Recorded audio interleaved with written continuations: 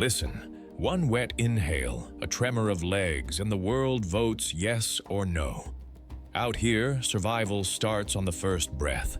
Mercy is rare. The weak are edited in real time, and destinies are drafted under iron hierarchies. Some ruled by queens, hyena matriarchs at the den, insect empires in the soil. This is where nature writes fast in blood and instinct.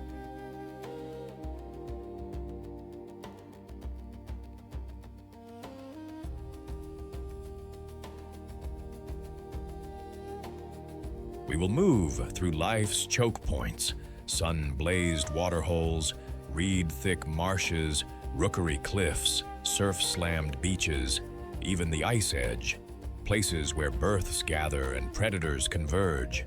Lions test nurseries of antelope, crocodiles patrol the shallows, eagles watch for a stumble, orcas read a wave like a blade. Intelligence, strength. Can they outpace fate? Tell us in the comments where you are watching from and which moment hit hardest.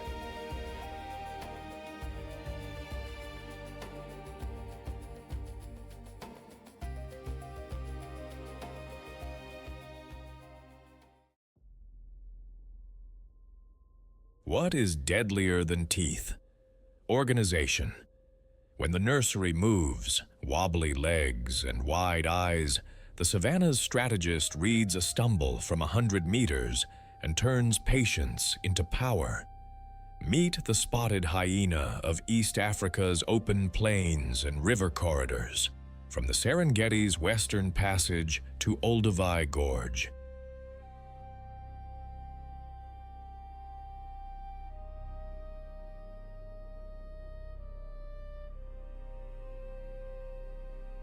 A matriarchal hunter with a sloped silhouette and an infamous laugh that is really a coded message, she rewrites what a top predator looks like, especially when the target is young, tired, or unguarded. Built like a front-loaded bulldozer, the spotted hyena wears a tawny coat freckled with chocolate spots, a thick neck, and that unmistakable downhill profile. Longer forelegs over shorter hind legs that tilt the body forward like a living battering ram.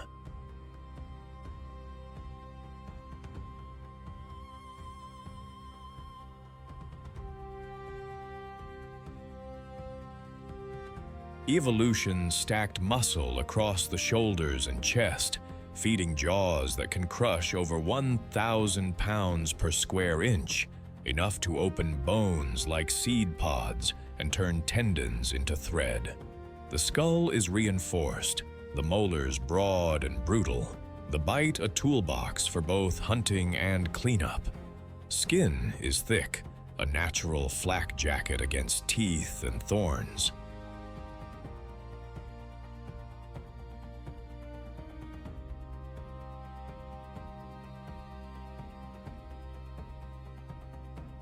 Non-retractable claws work like cleats, gripping dust and grass during punishing chases, while tough pads shrug off hot ground and jagged soil. Ears are radar dishes, night-tuned eyes harvest moonlight, a nose can read meat on the wind from miles away.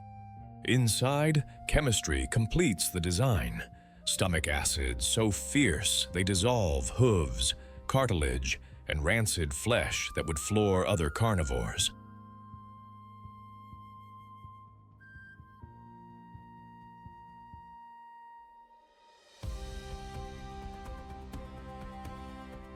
Everything about this body is purpose-built for endurance, steady speed, tight turning, and fuel efficiency. So the hunter can keep asking the same question until a calf, a weakling, or the simply unlucky gives the only answer that matters. Life starts under the earth. Hyena cubs are born with eyes open and teeth already peeking through, a head start that comes at a price. Milk is among the richest in the mammal world, but limited. In cramped tunnels, siblings may fight until only one survives.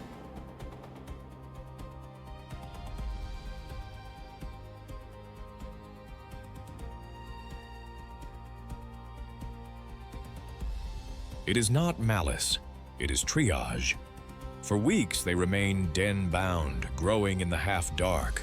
By 2 to 3 months, they emerge into the clan, where play is not cute but curriculum.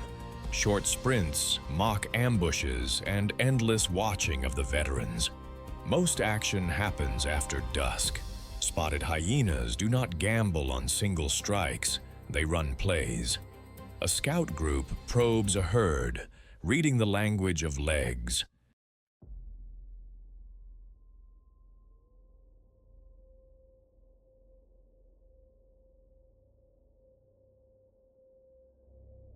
They test, feint, and look for the unsteady. Newborn wildebeest tucked behind the wave of bodies, an impala fawn a step out of position, a zebra foal lagging in mud. When the weakness shows, formation clicks into place. Some drive from the rear, others slice across flanks, still others block the exit. The goal is not glamour, it is attrition. Hyenas win by miles, not meters, wearing prey down until a mistake writes the ending.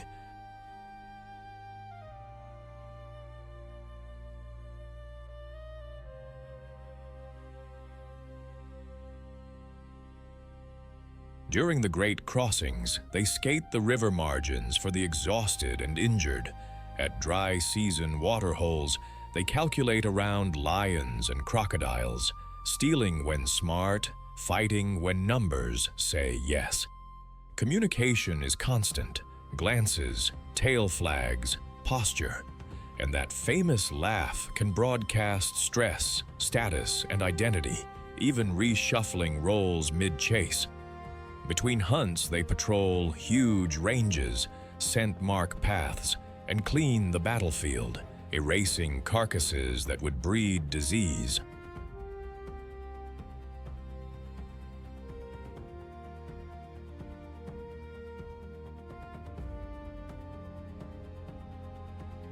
When the world's deadliest predators hunt baby animals, the hyena's edge is not cruelty. It is coordination, stamina, and knowing exactly when a wobble becomes a window. This is a monarchy, not a mob.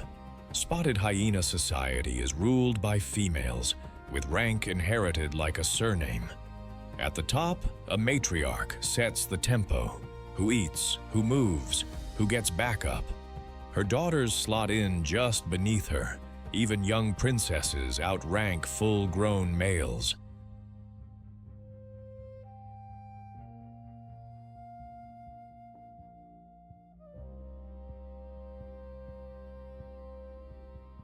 Down the ladder, the offspring of low-status females hustle for every mouthful. Males, meanwhile, live on probation. When they mature, they leave home, approach a new clan with bowed heads and soft whoops, and wait, sometimes for months, for permission to stay at the very bottom. The den writes the first chapters in hard ink. Milk is rocket fuel, but limited.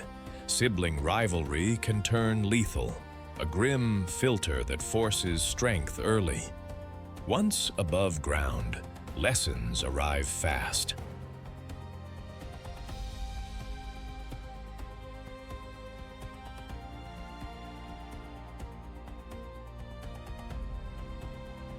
Cubs, shadow-seasoned hunters, play fight in sprints and ambush drills, and learn the clan's language. Tail banners, ear angles, and those famous laughs and whoops that carry identities, moods, and status across miles. In clashes with lions, order wins the day. No hero charges, just coordinated pressure until the numbers tip. In hunts, the same. Flankers, blockers, closers. Each hyena a moving piece in a living playbook. Hyenas are the savanna's regulators and recyclers.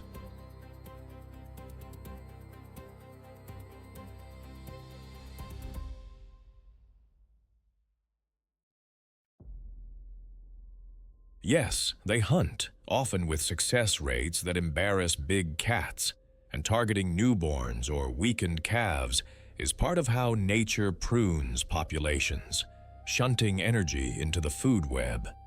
But their superpower is cleanup. With bone-crushing jaws and acid-strong stomachs, they vaporize carcasses other predators cannot stomach. Hooves, cartilage, rot, and all, short-circuiting outbreaks of disease and returning nutrients to the soil.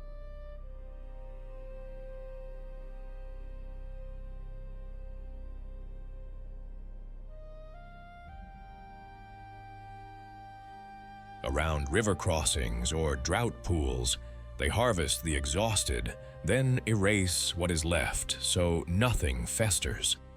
Adaptations make it possible. Endurance engines in front-heavy bodies, non-retractable cleat claws, night-tuned senses, and a nose that reads meat on the wind from miles away. Social algorithms do the rest.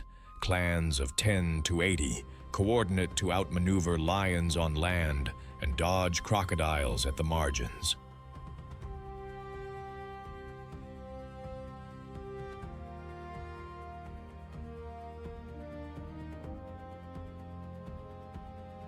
Their true threats are myth and squeeze, persecution, poisoning, and shrinking habitat. Protect the corridors, and the night's sanitation crew keeps the whole system breathing. Miscast as villains, spotted hyenas are actually the savanna's strategists, proof that deadly can be disciplined, necessary, and astonishingly intelligent.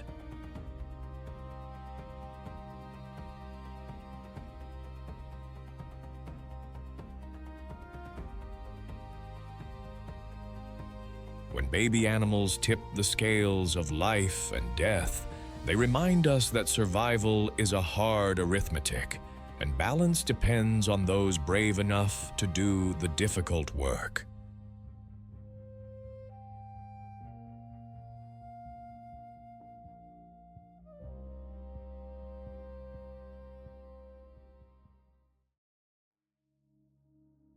On a savanna where baby steps sound like dinner bells, the tallest mothers on Earth answer with altitude and a pendulum kick that can stop a lion mid-leap.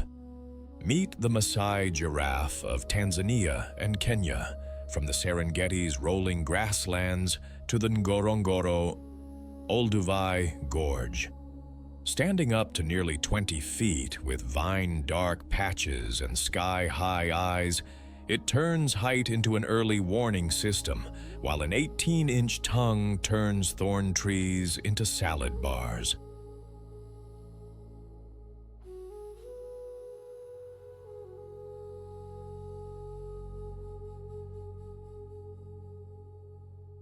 Painted in jagged, leaf-shaped spots edged in cream, the Maasai giraffe looks like a sunrise broken by branches, beautiful and built for purpose. A long, elastic neck rides a reinforced spine and a thick nuchal ligament, holding a head crowned with skin-covered horns called ossicones. Huge, velvet-rimmed eyes and sweepy lashes shield glare and thorns, while ears swivel like radar.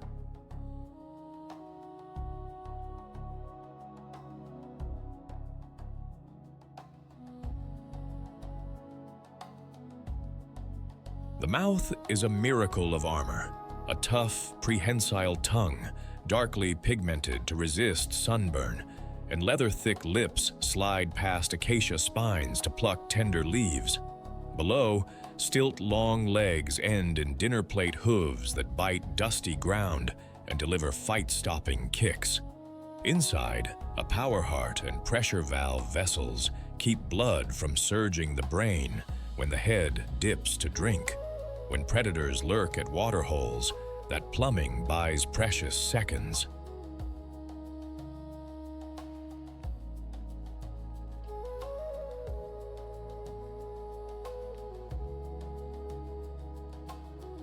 Wrinkled skin holds dust and cool moisture, and the sheer tower of body gives a panoramic view.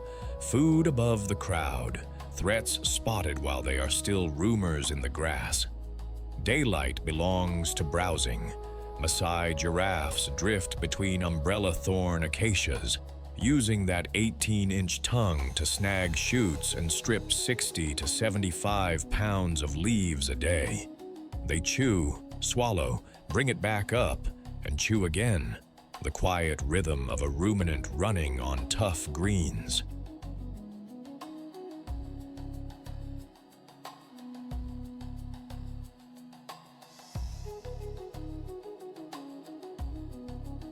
In the heat, they loaf in light shade, legs locked, eyes dozing while jaws keep working. Water is optional. Moisture in leaves carries them for days, though in the Olduvai dry months they will visit a stream, legs splayed, head down. A vulnerable posture everyone knows. That is why vigilance is a team sport. One scans while others drink, then they rotate.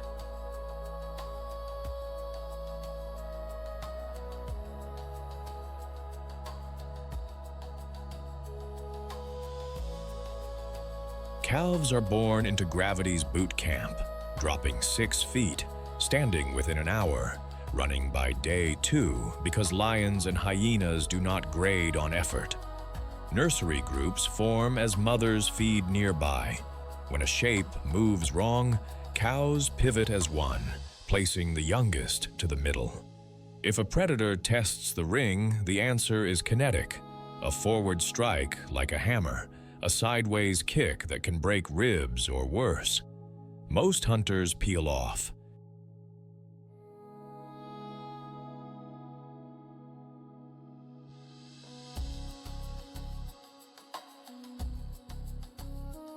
The ones that do not learn why the tallest herbivore is still nobody's easy meal. Giraffe society is fluid, more coffee shop than courthouse. Females and calves drift in loose fission-fusion groups that swell and shrink through the day, sharing shade trees and watch duty. New mothers often park their youngsters in nursery creches, where 1 or 2 vigilant cows babysit while the others browse nearby, returning in cycles to nurse.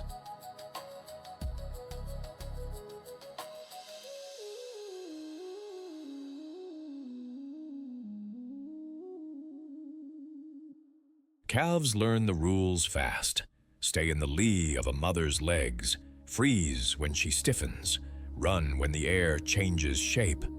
Communication is understated, tail flicks, neck angles, hoof stamps, soft snorts, and every head that lifts is a signal others read. Males operate differently. Young bulls form roaming bachelor crews, sparring in ritual necking bouts, slow swings that thud ossicone against rib to sort rank without wrecking each other.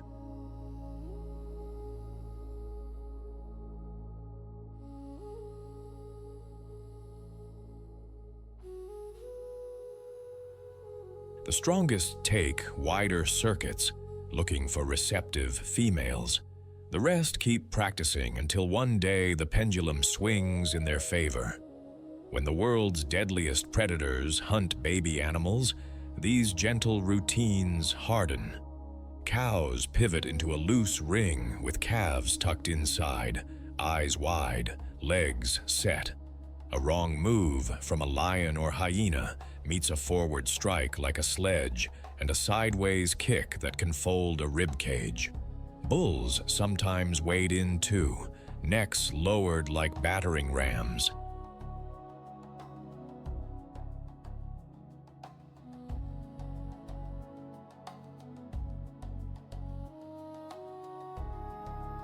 Most hunters do the math and peel off. The risk is not worth the meal. The Maasai giraffe is a landscaper in slow motion. By browsing high foliage, especially umbrella thorn acacia, they keep shrub canopies in check, letting light reach the grasses that feed zebras, wildebeest, and gazelles. Each mouthful is a vote for open savanna over closed thicket. Seeds hitch rides on fur or pass through the gut, landing in nutrient-rich dung that improves soil structure and jumpstarts germination.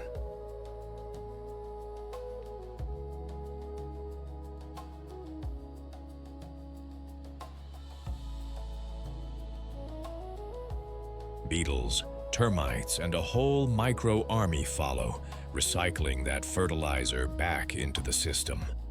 Paths worn by those long legs become safe corridors other species adopt. And because a giraffe's skyline eyes spot trouble early, nearby herds often key off their posture.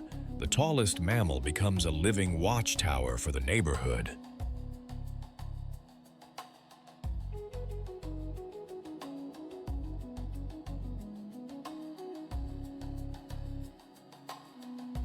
Adaptations make this stewardship possible even in hard years. The ability to go days without drinking, extracting moisture from leaves, a tough, dark tongue and leather-thick lips to harvest thorn-guarded foods, and calm vigilance that conserves energy and heat. But their future is not guaranteed. Numbers have fallen from habitat loss to farms, the push of climate change and poaching.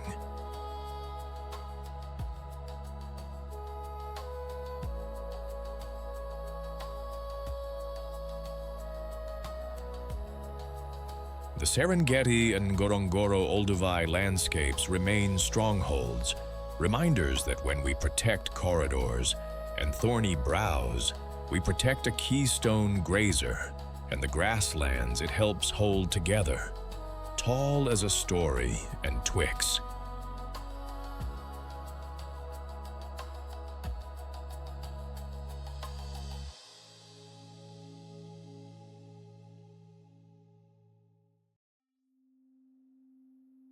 At first light, the lake blushes, and then it moves. In a world where the deadliest hunters stalk baby steps, these birds build their nursery inside a moat of chemistry no paw wants to cross. Meet the lesser flamingo of East Africa's soda lakes, Ndutu and Masek on the Serengeti's fringe, with mighty Lake Natron as the great nursery when conditions align. They travel hundreds of miles to find alkaline shallows where food blooms pink and predators hesitate.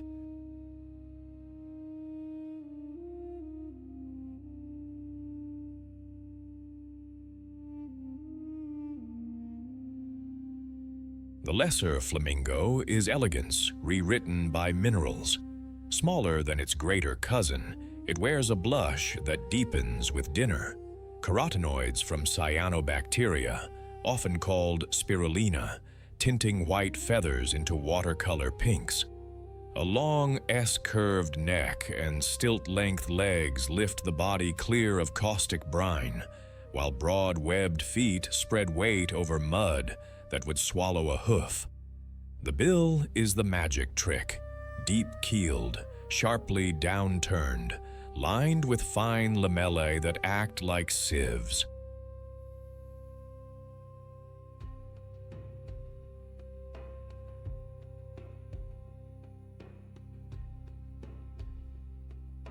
They feed upside down, sweeping the water while a piston-like tongue pumps, filtering microscopic algae and bacteria from the brine. Above the eyes sit powerhouse salt glands that weep excess salt like tiny desalinization plants, turning a toxic soup into a safe meal. Tough, alkali-resistant skin armors the legs and feet. A pale mask and dark bill tip finish the look.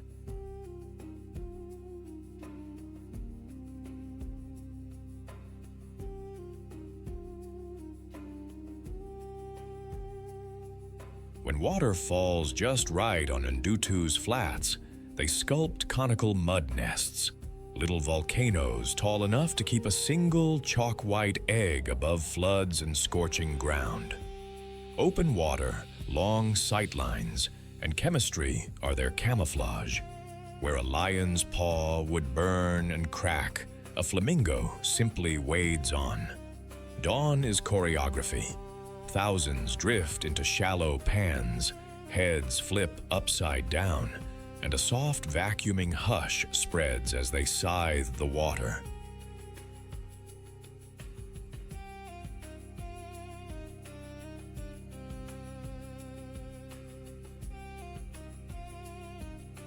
Lesser flamingos are masters of synchronization, traveling in huge flocks, calling and mirroring body language to keep cohesion in a world of shifting shorelines. Courtship is a chorus line, mass marching, head flagging, and wing salutes that flash jet-black flight feathers against pink bodies, forging pairs before nest building begins. On Ndutu's Soda edges, and more reliably, at Lake Natron, pairs stack damp mud into castles no jackal can reach unless the lake pulls back.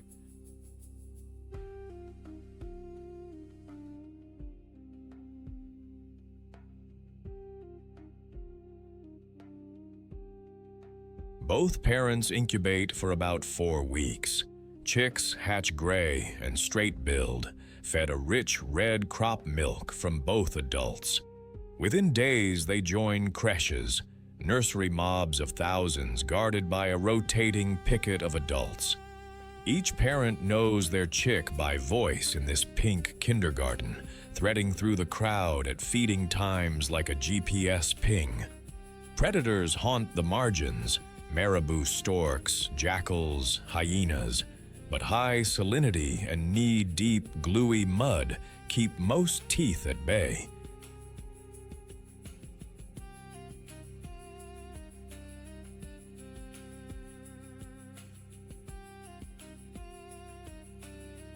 If water levels crash and the moat fails, colonies can fall, so flamingos read rainfall like scripture and shift lakes when needed. While lions and hyenas work the plains for foals and calves, out here chemistry and community keep the tiniest flamingos standing. A flamingo colony is a pink parliament that votes with feet, voices, and perfect timing. Lesser flamingos travel in vast flocks, then tighten into dense breeding colonies when alkaline shorelines and water depth hit the magic mark.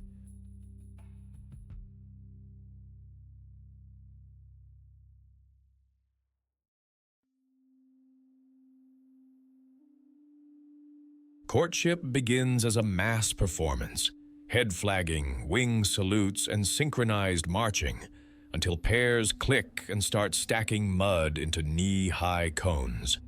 One egg, 2 attentive parents. They swap incubation shifts, rotating to keep the shell shaded from searing sun and safe from sudden floods. Chicks hatch gray and soft-billed, and for a few days ride high on a parent's feet, fed rich red crop milk.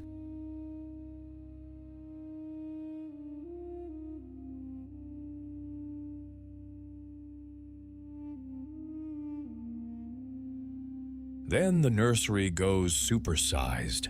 Creches of thousands waddle under the guard of rotating adults, while moms and dads find their own chick by voice in a crowd that looks identical to everyone else. Predators haunt the edges, marabou storks, jackals, hyenas, but the colony's best defense is location and scale. A caustic moat of soda water that burns paws, long sight lines, and a chorus that spots danger early.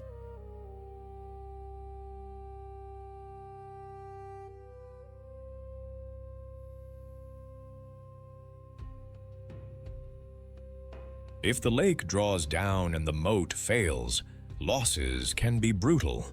So flamingos read rainfall like scripture and shift en masse to safer pans, Ndutu, Masek, or the great fortress of Lake Natron, because in a world where the deadliest hunters target baby animals, the first rule is keep the nursery hard to reach. Lesser flamingos are the Soda Lake's cleanup crew and color wheel.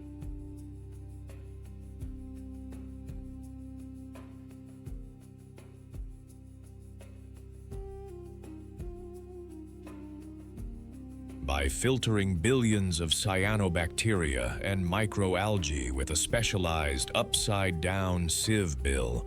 They control blooms that would otherwise choke shallow waters, holding eutrophication at bay. Their constant scything stirs nutrients, their guano fertilizes mudflats, and their movements shuttle energy from lake to land as jackals, raptors, and scavengers cash in on natural losses.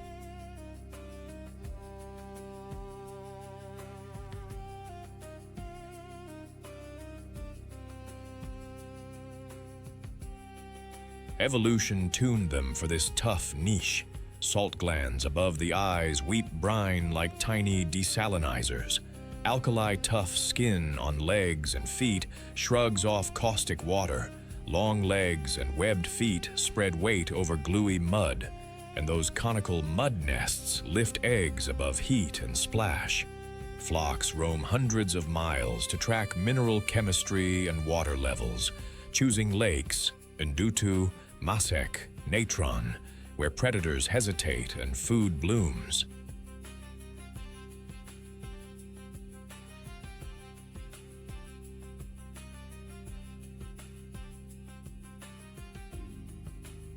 The real threats are not talons but taps, altered inflows, disturbance at breeding sites, and changing climate that scrambles the delicate recipe of depth, wind, and salt.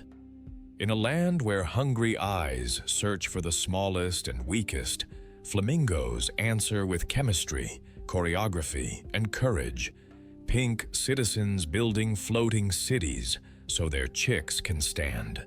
They are a reminder that when we protect the water's balance, beauty survives the teeth at the edge.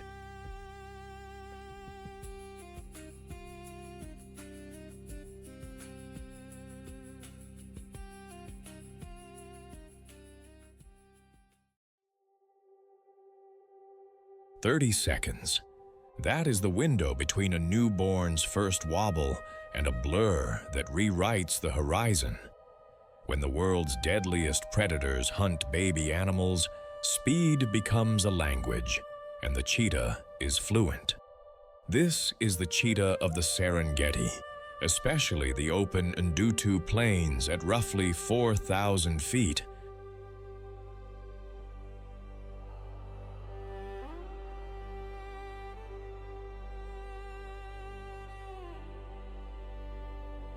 Low grass, long sight lines, and a steady supply of Thompsons and Grant's gazelles, and in calving season, blue wildebeest calves, make this the perfect stage for the planet's fastest land hunter. Painted in gold with solid black polka dots and eyeliner-sharp tear marks, the cheetah looks like speed wearing camouflage. A small aerodynamic head and long, slim legs ride a spine that works like a leaf spring. Compress, release, lengthen the stride to the edge of physics.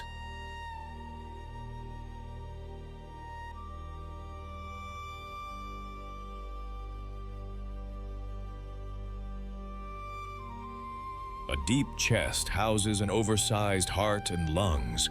Wide nasal passages gulp air. Big adrenal reserves and efficient blood flow push oxygen where it counts. Semi-retractable claws act like track spikes, gripping dust at takeoff. Tough paw pads and long, powerful tendons store and return energy. The tail, long, muscular, banded at the tip, works as a counterweight and a mid-chase rudder, snapping the body through violent S-curves when a gazelle cuts.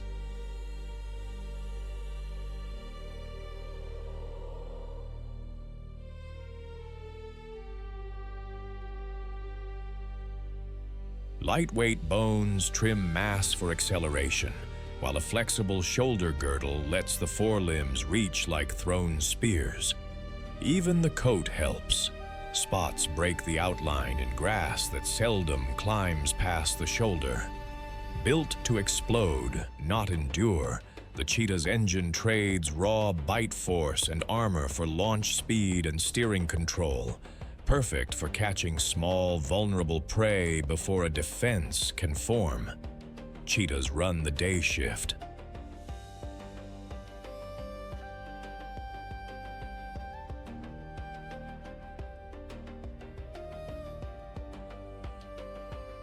On Ndutu's short grass flats, they hunt in bright mornings and cool late afternoons, scanning from termite mounds, moving low, and using breeze and sun angles like tools.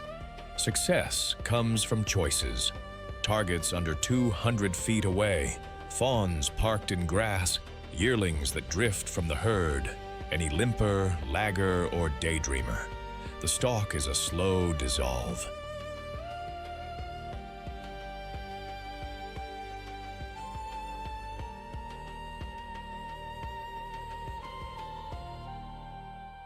Then the switch flips, 0 to 60 miles per hour in a few heartbeats, claws digging, spine whipping the stride longer than the body itself. Chases rarely pass 20 to 30 seconds. Heat and lactic acid slam the brakes. A trip, a paw hook, a throat clamp, and it is over. Hunting success hovers near 50% here, well above lions. Because the cheetah picks prey, it can finish fast. But victory comes with a timer.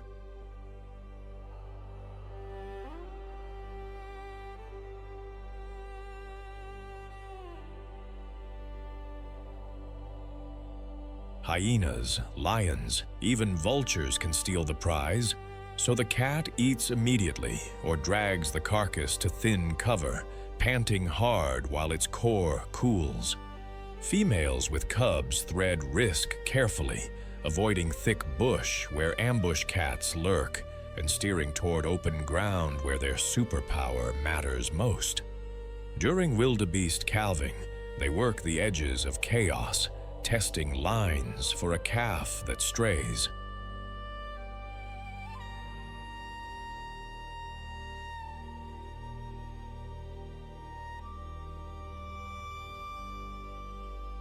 Win or lose, minutes later the plain looks the same. Wind, grass, and a ghost already planning the next perfect 200 feet. Cheetah society runs on solos and small teams. Females are wanderers, traveling alone across huge home ranges and only settling into dens when cubs arrive. 2 to 6 tiny mantled ghosts she hides in tall grass or brush.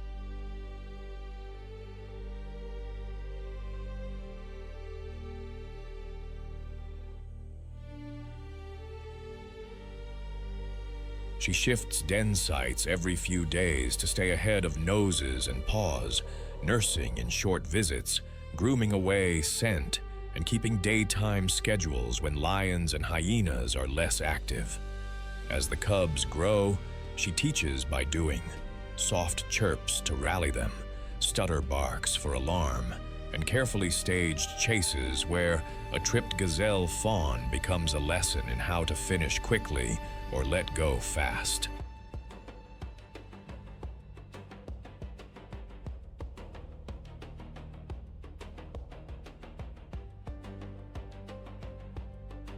Cubs shadow her for 15 to 18 months. Daughters peel off to solitary lives. Sons often stick together.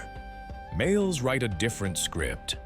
Brothers form coalitions, 2 or 3 most often, that hold small territories along prime travel routes, marking posts with urine sprays and claw scratches and confronting rivals in loud, bluff-heavy standoffs.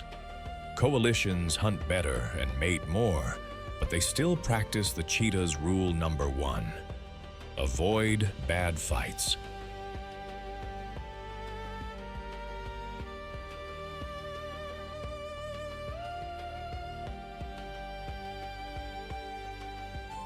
When the world's deadliest predators hunt baby animals, this cat is both hunter and haunted, taking fawns in seconds, yet losing many cubs to lions, hyenas, and eagles if vigilance slips even once. The cheetah is the Serengeti's daytime scalpel, By targeting small to mid-sized herbivores, Thompson's and Grant's gazelles, and during calving blue wildebeest calves, it trims the most vulnerable, preventing booms that could strip the grasslands thin.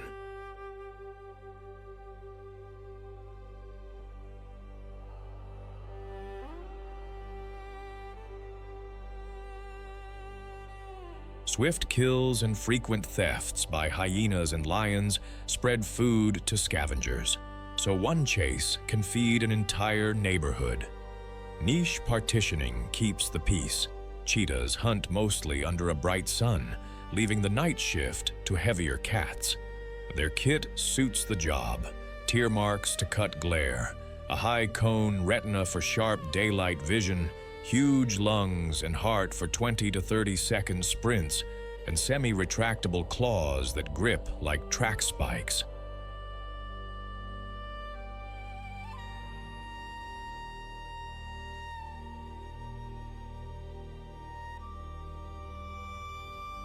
The real threats are not gazelles. They are shrinking habitat, conflict with people, and broken corridors.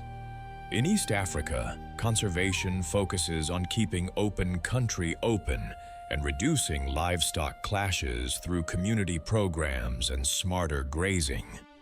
A cheetah is grace under a ruthless clock, proof that perfection can be fragile and fierce at once. In a world where baby steps draw hungry eyes, this sprinter embodies calculated risk and the need to protect room to run.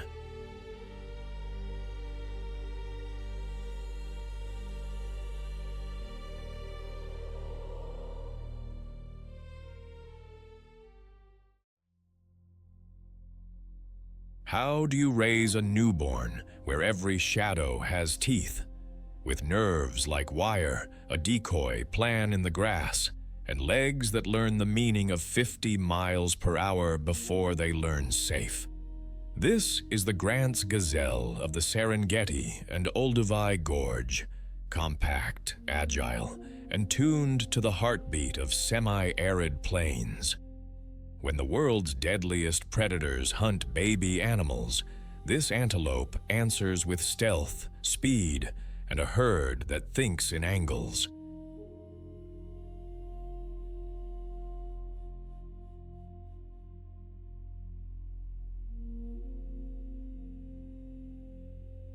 Painted in the colors of hot earth, sand to Rufus on top, snow clean beneath, the Grant's gazelle looks like it was sketched by sun and wind.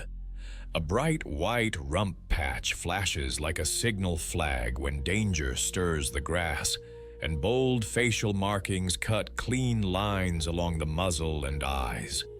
Lyre-shaped horns, 12 to 14 inches in most females, and longer, thicker in males, rise in elegant curves, ringed for grip in the shoving matches of adulthood.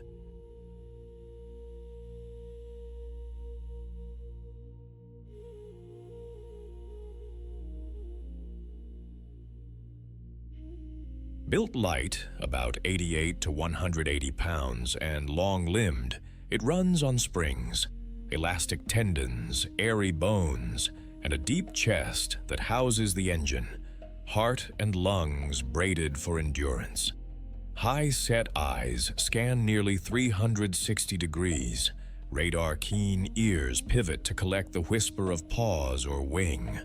Hooves are narrow and hard, made for speed over baked soil and gravelly pans.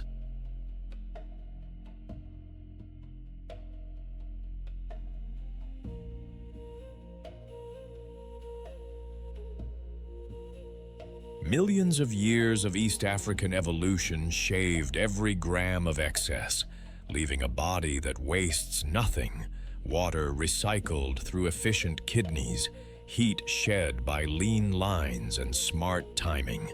It is a survival kit you can see from a distance, minimalist, precise, and ready to disappear. Grant's gazelles live by the clock and the horizon.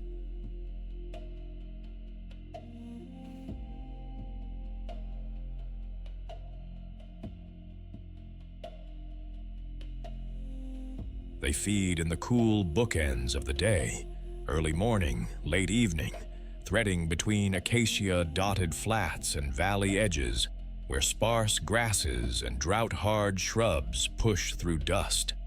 In Olduvai, they gather in flexible herds of 10 to 30, splitting and rejoining as food shifts. Diet is pragmatic: green blades when rains visit, dry, tough plants when the world goes brown.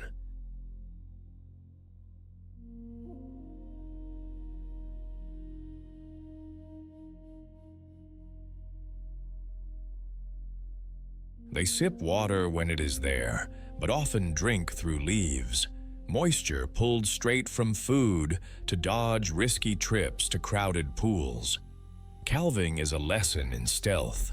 A newborn lies low, motionless, scent-light, pressed into the pattern of the land, while its mother grazes at a distance, returning to nurse and clean, then melting away again so predators key on her, not the fawn. When an ambush breaks cover, cheetah, lion, hyena, the playbook flips.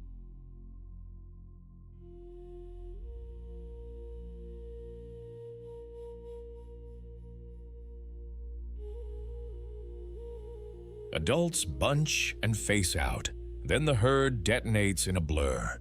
The calf runs first, escorted by adults who flank and screen, and if the chase locks on, the zigzag begins. Hard cuts that steal a hunter's footing and time. At full tilt, a Grant's gazelle can touch 50 miles per hour, hooves stitching dust, eyes cool, every stride a calculation.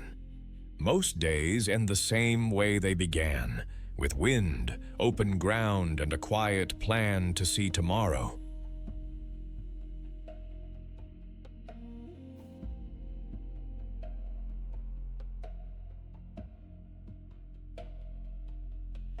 Grant's gazelles run a flexible society, fission-fusion herds that swell and thin with food and risk. Typical groups number 10 to 30, a moving quilt of females with young, escorted at a distance by territorial males or shadowed by bachelor bands. When rains green the plains, prime patches become real estate. Mature males stake out territories, scent marking with preorbital glands, scraping soil, and building dung middens that say, "Occupied."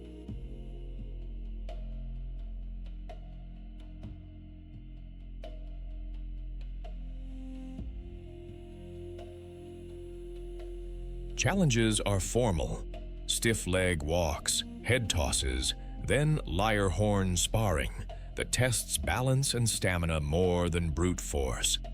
Females drift through these claim checks, voting with their hooves for the safest grass and the clearest lines of escape. Motherhood is stealth. Newborns lie out, flat, scent light, invisible until they are strong enough to keep up.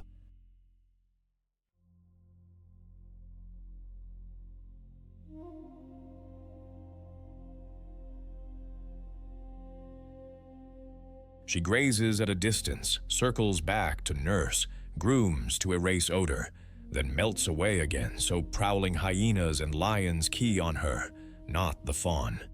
If a predator presses, adults bunch, face out, and the escort begins. Dominant male on the windward side, vigilant females flanking the calf. Alarm snorts snap across the group. The white rump flashes a visual siren. One beat later, the whole unit writes its answer in dust and angles. Grant's gazelles are grassland editors.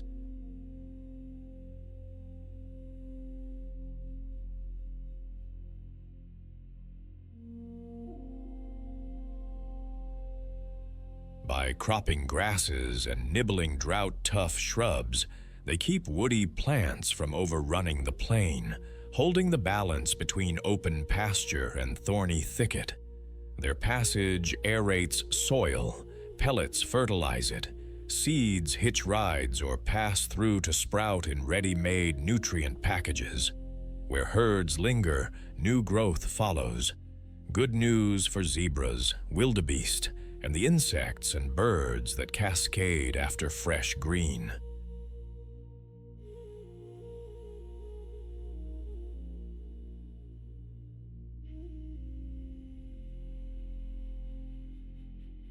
They are also a keystone prey base, channeling sunlight up the food web to cheetahs, lions, leopards, and hyenas, especially when calves boom after the rains.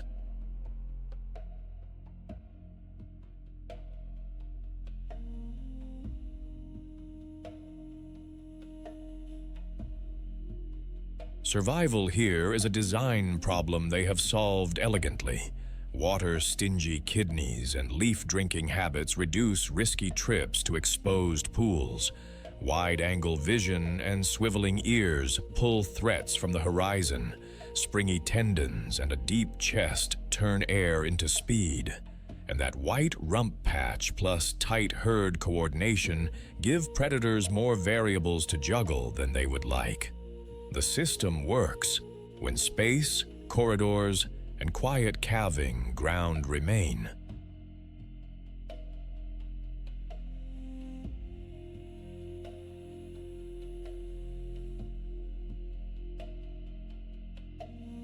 Built for open country and hard decisions, Grant's gazelles are a symbol of composure under pressure, reminding us that in a world where baby steps attract hunters, vigilance, teamwork, and clean horizons can turn fear into another sunrise.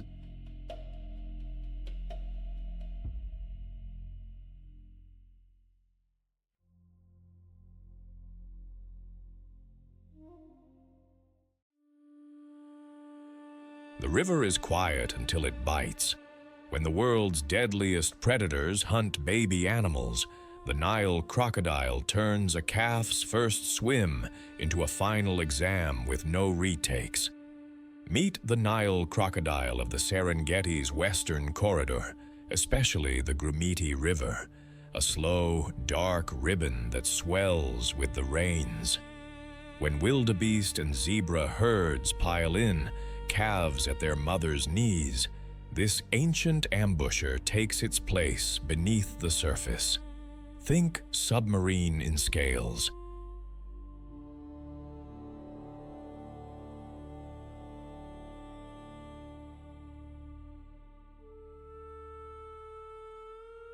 A big Nile crocodile can stretch close to 20 feet and approach a ton.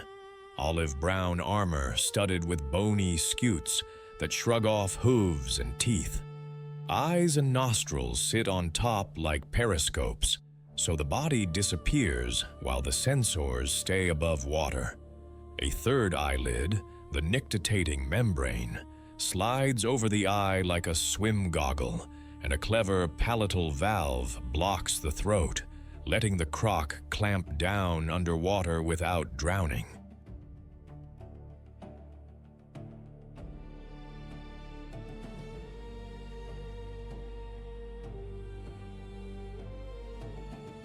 The tail is half the body and all the engine, thick muscle that launches 40 sudden yards like a torpedo.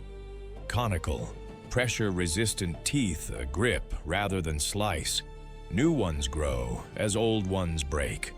The bite is industrial, thousands of pounds per square inch of crunch that turns bone into trivia, while death rolls twist off limbs or carve big prey into swallowable chunks.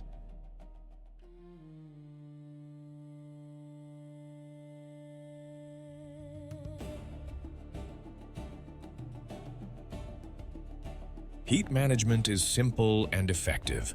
Bask like a solar panel, gape to vent, then slip back into a thermally stable river that keeps the muscles primed for ambush. With slow metabolism and ample fat stores, this reptile can coast for weeks, months even, between big winds. Patience does the hunting. Crocodiles stake out bends, eddies, and narrow crossings along the grumeti, settling into mud with only eyes and nostrils showing.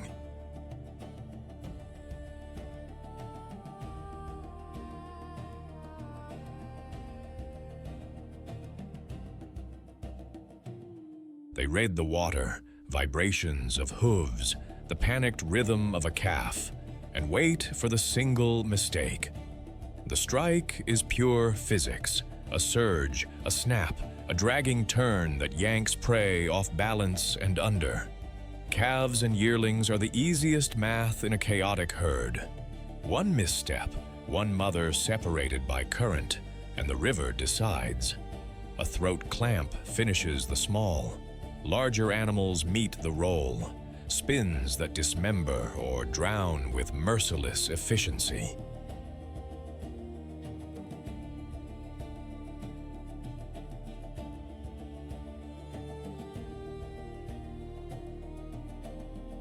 Pieces too big to swallow get wedged under logs to soften, a macabre pantry for leaner days. Outside the migration, life slows. Crocs bask to warm up, cruise at dusk for fish, terrapins, birds, and the occasional unwary antelope.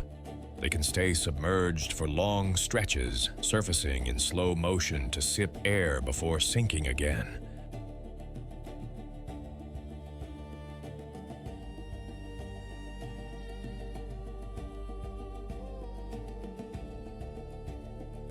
Females bank nests of sand and vegetation above floodline, guard them like vaults, and ferry squeaking hatchlings to the water in a mouth that can crush a buffalo, but holds a baby like glass. When the crossings return, so does the ambush. The river looks calm. It is not. Nile crocodiles live like lone ambushers, with a crowd's patience. Along the grumeti in the western corridor, hierarchy is simple. Size is law.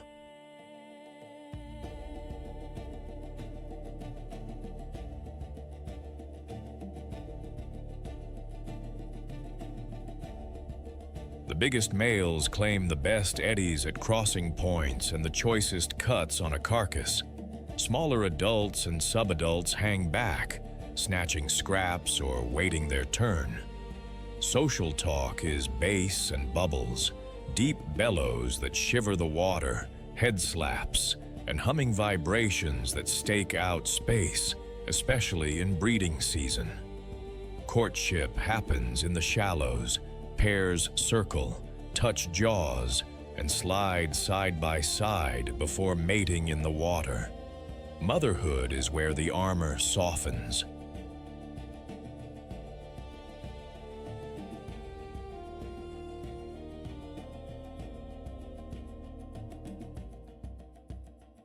Females mound sand and vegetation above the floodline, then stand watch for roughly 3 months while monitors, mongooses, and marabou test the perimeter. At hatching, the nest erupts with peeps. She excavates the chamber and ferries the young to the river in a mouth that could snap bone, but cradles neonates like porcelain. Hatchlings often gather in creches guarded by 1 or more adults, a living nursery in the reeds.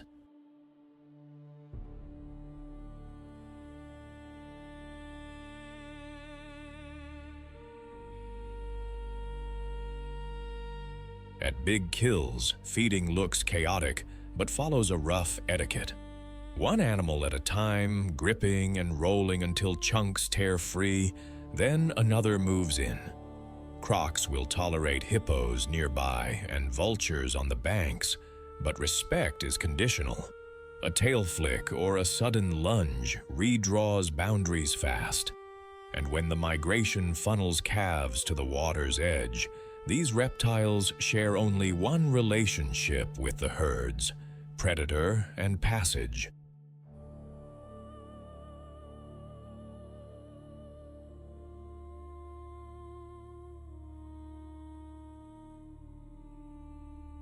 As apex auditors of the river, Nile crocodiles shape who crosses, where, and at what cost. By taking the unwary, the weak, and, during the crossings, the smallest calves, they cull surges in herbivore numbers and push herds to safer fords, preventing destructive overgrazing along fragile banks. Their kills and natural deaths fuel an entire cleanup crew: catfish, terrapins, marabou storks, vultures, hyenas, moving energy from the plains back into the water.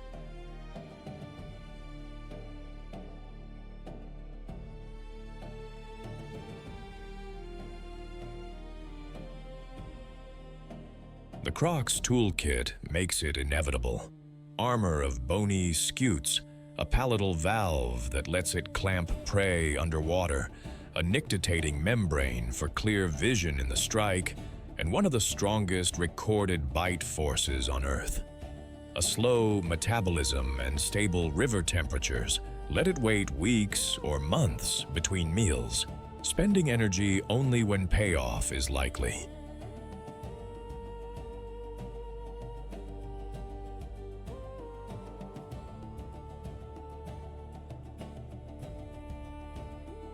In heavy migration years, thousands of wildebeest and zebra perish in the crossings, while the majority still make it through, an annual pulse that the crocodiles both trigger and tidy.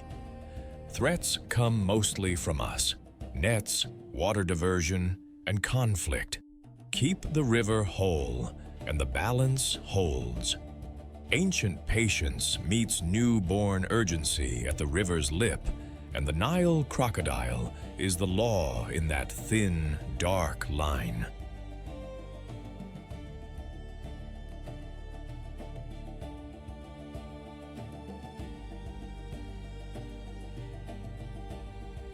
It reminds us that in a world where baby steps can summon teeth, power is oldest when it is quiet, and survival belongs to those who read the water first.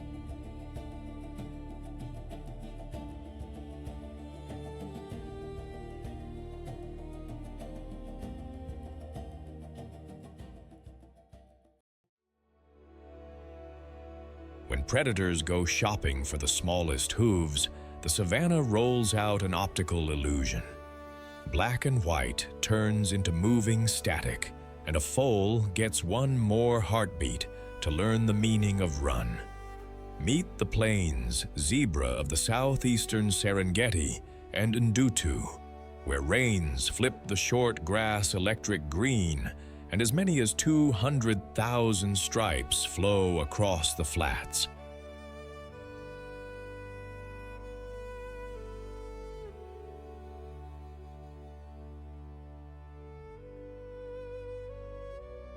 In a world where lions, hyenas, and cheetahs target baby animals first, this grazer survives with motion dazzle, tight teamwork, and a very serious kick. The plains zebra is a study in high-contrast engineering. Each coat is a custom barcode, bold black and bright white bands that blur together when the herd moves, scrambling a predator's depth perception at the exact moment it needs a clean line to a foal.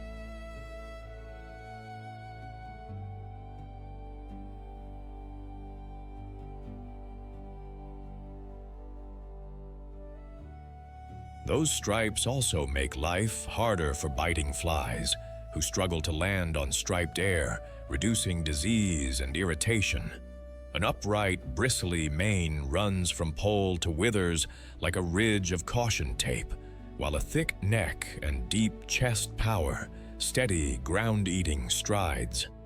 Eyes sit wide for near panoramic vision. Big, swiveling ears catch the faintest rustle of grass cut by paw. The muzzle is built like a precision mower. Broad incisors nip the upper layers of tough, silica-rich grass.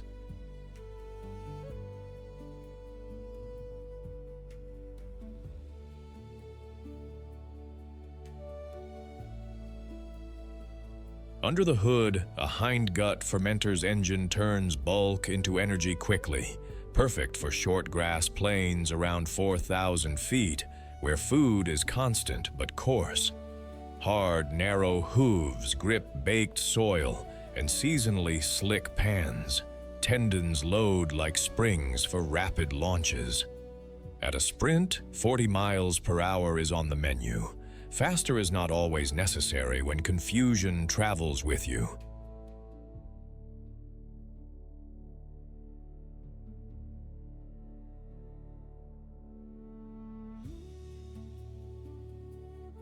Ndutu is the wet season stage, November through May, when about 20 inches of rain nurse the grass back and the zebra lines appear.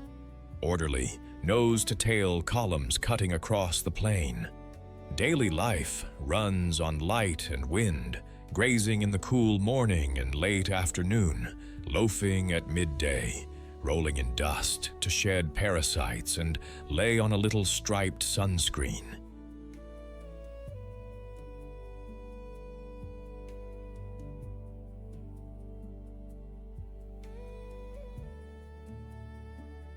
Socially, zebras keep it simple and effective. Small harems led by a dominant stallion with several mares and their foals, fusing into larger bands when the grass is rich or danger rises. Unlike the wildebeest next door, breeding is not crammed into a single window. Mares can conceive year-round. After 12 to 13 months, one foal arrives, stands within hours, and slots into the group before a hunter can memorize its outline.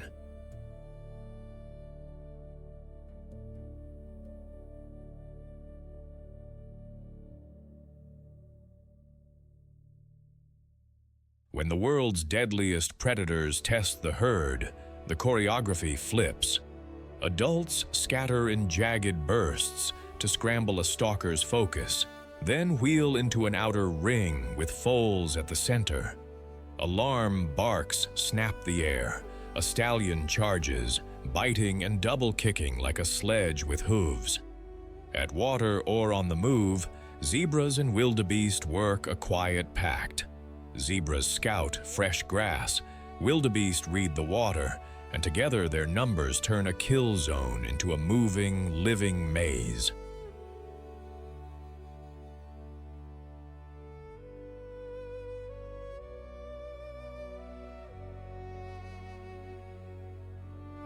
Plains zebras keep family simple and tight, a dominant stallion, several mares, and their foals moving as one striped thought.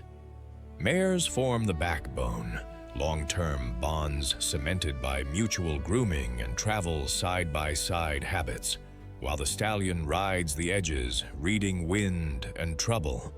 Bachelor males trail the margins, testing with squeals and short, hornless shoves. Every so often a mare transfers, but most days the harem holds. Voices matter here.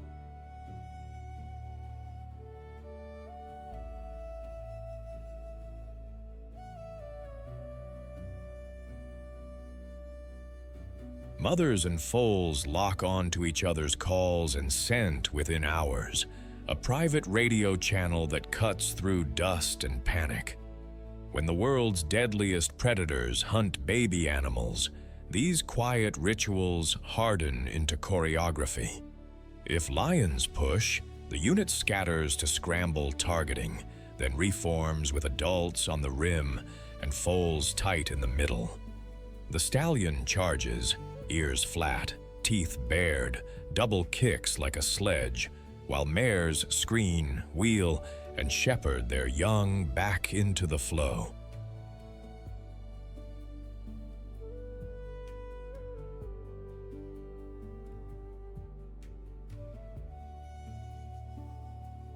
In peak wet season months, many harems fuse into large, orderly bands. 200,000 stripes on the move at Ndutu, multiplying eyes, warnings, and the odds that a small life makes it to dusk.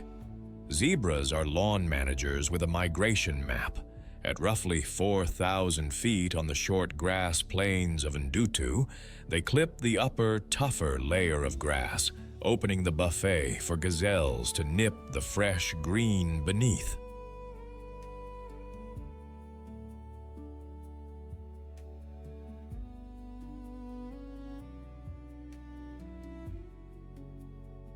Continuous grazing prevents woody takeover. Pathways beaten by hooves guide mixed herds. Dung jumpstarts soil, fueling insects and the birds that follow. Rain from November to May, about 20 inches, pulls some 200,000 zebras here to feed and breed, and their presence resets the system into a stable, productive loop.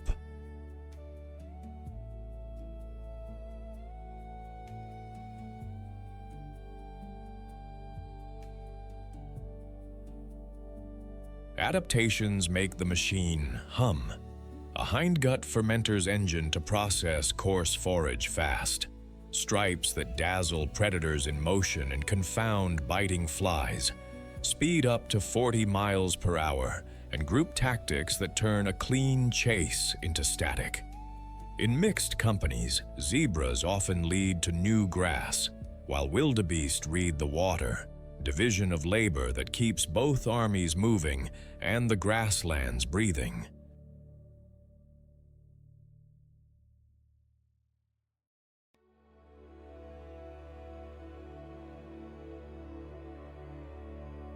In a landscape where hungry eyes search for foals first, zebras answer with unity and illusion, families stitched by trust, stripes that blur into safety, and a rhythm that keeps the plains alive.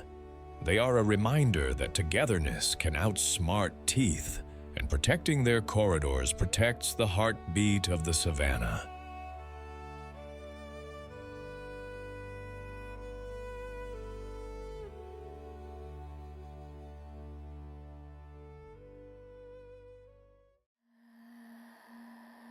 A newborn foal wobbles, and the grass holds its breath.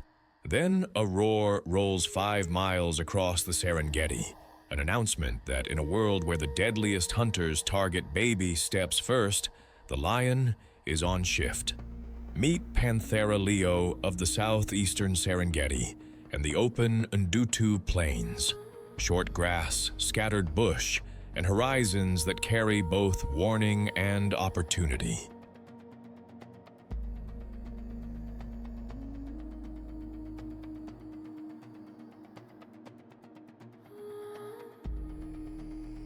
Here, prides of 10 to 15 strong turn teamwork into teeth, hunting zebras, wildebeest, and in calving season, the vulnerable young that stray a step too far.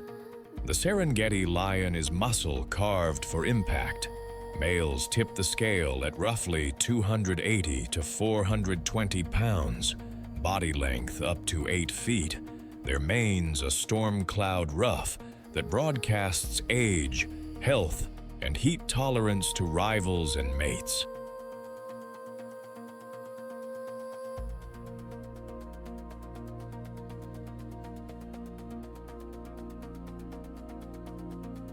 That mane also adds a padded collar for neck-to-neck fights, though it comes with a cost in cooling, a trade this cat manages with shade, timing, and long, lazy days. Females wear no mane. They are sleeker, built for acceleration and close quarters grappling. Coats run tawny to sand, sun-blended camouflage in short grass, while a black-tipped tail works like a steering flag in chases and a signal baton during coordinated hunts.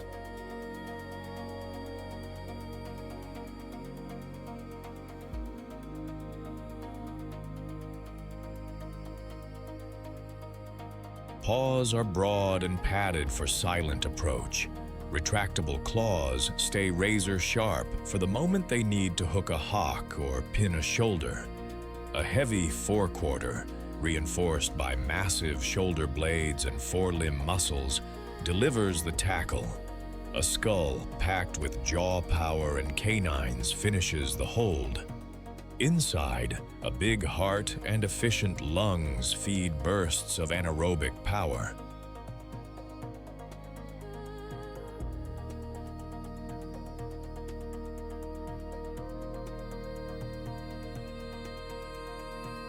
Night vision is superb, retinas rich in rods and a reflective tapetum latched behind the eye, so dusk and dark tilt the field their way. A sandpaper tongue, armored with backward-facing papillae, strips meat clean from bone. No toolkit required. And that roar? It is a low-frequency thunder that carries up to 5 miles, drawing lines on a map no fence can show. Life runs on light, wind, and opportunity.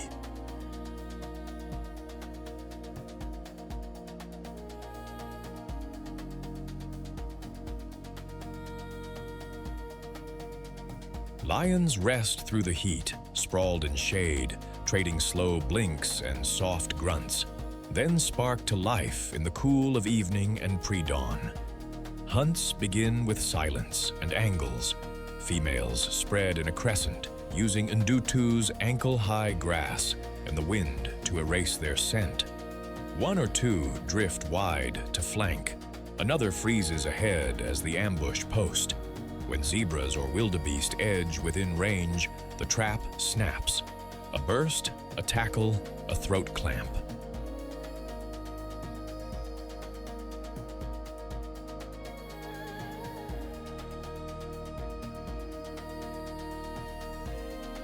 Success hovers near 30%.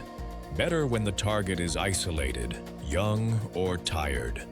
In calving season, when thousands of wildebeest drop their young on the short grass flats, lions work the perimeter, testing for a calf that lags or a mother whose attention slips. It is the raw arithmetic of the plains. Predators key on baby animals because inexperience creates openings. Big jobs change the cast.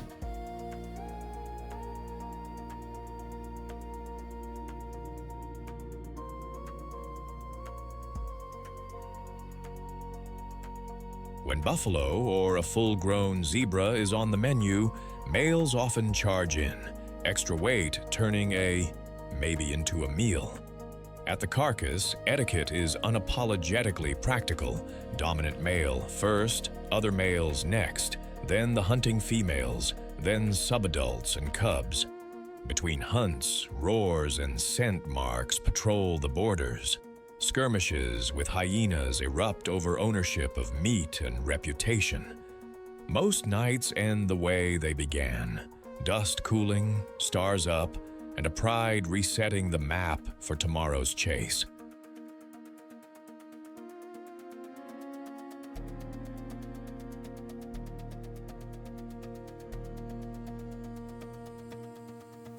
A lion pride is family with teeth. On the southeastern Serengeti and the Ndutu Flats, a typical pride runs 10 to 15 strong, sometimes swelling to 20 or more. Built around related females and their cubs, with 1 or 2 dominant males, often a coalition of brothers holding the deed.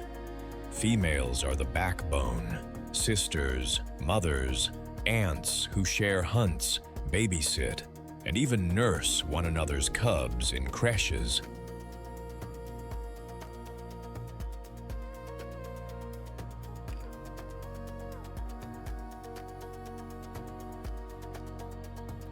Newborns stay hidden for weeks.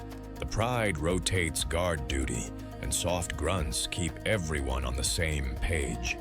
The males are the wall, patrolling borders with scent marks and that 5-mile roar that says occupied, deterring rival coalitions and lurking hyenas.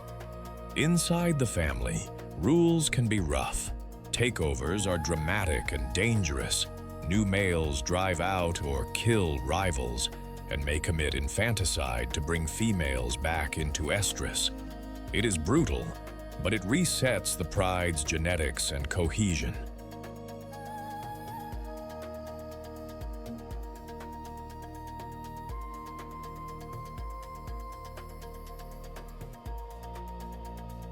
Hunts are choreographed by the lionesses. Big, risky targets like buffalo often pull the males into the scrum. At a carcass, the hierarchy is unapologetic. Dominant male first, other males next, then the hunt team, then subadults and cubs. In a world where the deadliest hunters focus on baby animals, the pride's strategy is simple. Raise cubs in a fortress of kin and answer every threat with numbers and nerve.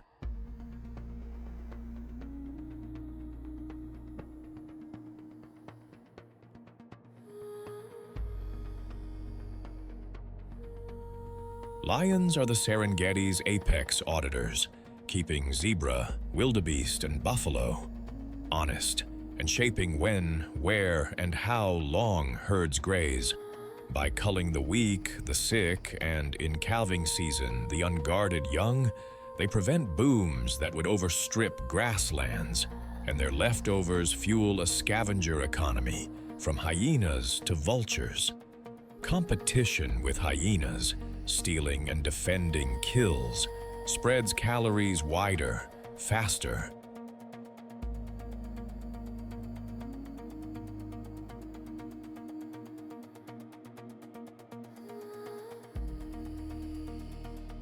They are built for the job. Night-biased vision with a reflective tapetum, a tackle-heavy front end, retractable claws for the clinch, and a social playbook that turns teamwork into a 30% win rate on prey most hunters will not risk. Communication is long-range and loud, roars and scent to hold large territories without wasting energy on constant fights.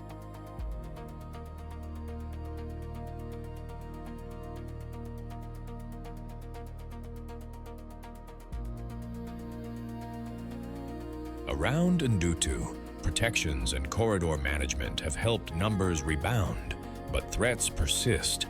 Snares, retaliation near livestock, and habitat squeeze. Keep space connected, and the balance holds. The lion is a symbol of strength and balance, tender with its own, ruthless when the moment demands. In a land where baby steps draw the fiercest eyes, a pride reminds us that family, courage, and guarded horizons keep the wild and its future alive.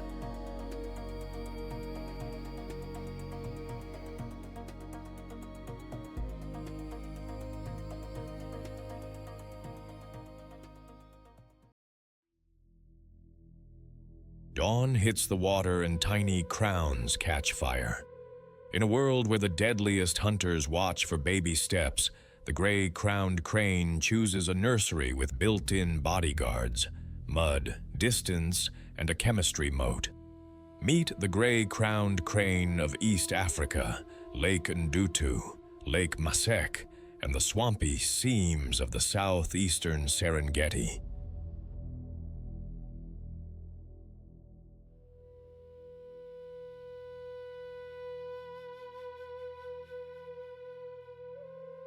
Also called the crowned crane, or African crane, it is a symbol of grace welded to grit, thriving where shallow water, thick grass, and rich mud turn survival into an elegant dance. Stand eye to eye with royalty. About 3 feet tall and 7 to 8 pounds, the gray-crowned crane wears a sunburst diadem of stiff golden feathers that looks delicate but shrugs off rain and wind.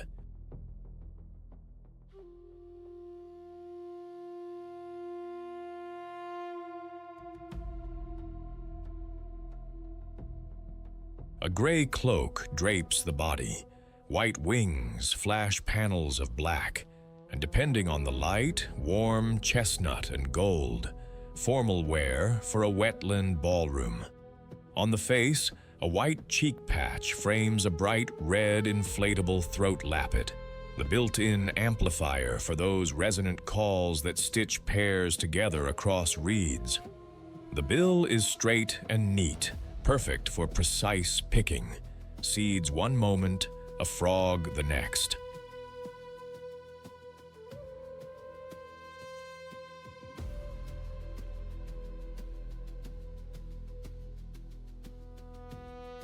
Evolution gave this crane a trick most of its cousins lack: a long hind toe that wraps branches, letting it perch in trees. That simple claw upgrade is a lifesaver. Roosting above ground keeps fox-level teeth and jackal paws at bay. Long, strong legs wade through ooze and give it a stomping option. Tap dance a patch of water, and insects make that one bad move.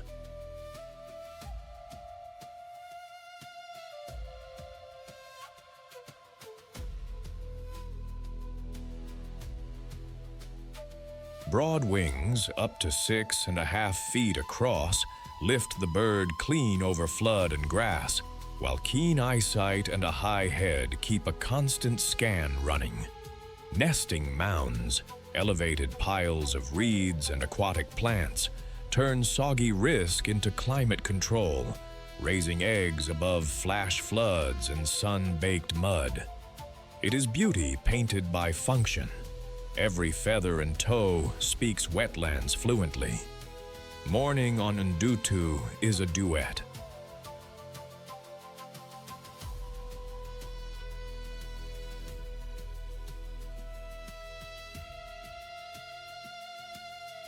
Pairs step through the shallows, heads bobbing, legs stirring leaves, picking a menu that shifts by season. Grasses, seeds, roots, beetles, crickets, frogs, even small crustaceans. They are adaptable omnivores, thriving where other specialists falter. When the light softens, dawn and late afternoon, they feed. In the heat, they rest or preen. At night, they often rise to tree perches that turn ground predators into spectators. Courtship here is theater.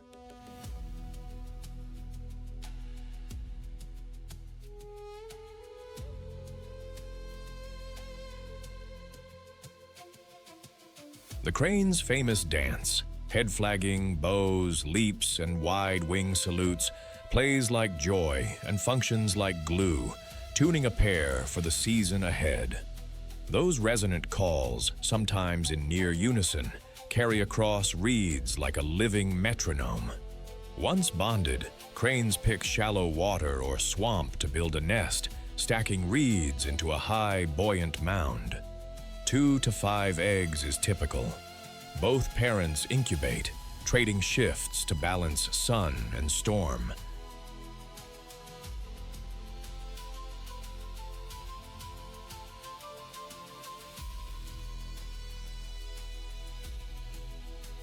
Chicks hatch downy and quick, shadowing their parents through ankle-deep mazes. When danger pricks the air, marabou, stork circling, jackal at the fringe. Adults posture tall, call hard, and may even use distraction runs to draw threats away from the brood.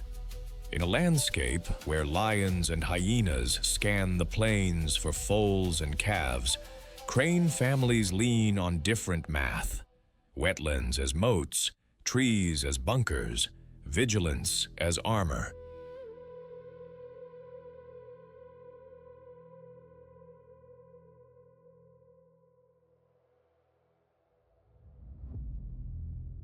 The Serengeti's bird corridor funnels more than 450 species through these waters. Crowned cranes fit the traffic with easy grace. They will gather loosely where food is rich, then defend space when nesting begins. Day by day, step by careful step, they turn shallow lakes into safe classrooms, teaching their young to forage, to listen, and to read the wind before the teeth do. Gray-crowned cranes build their lives in pairs, vows written in water and wind.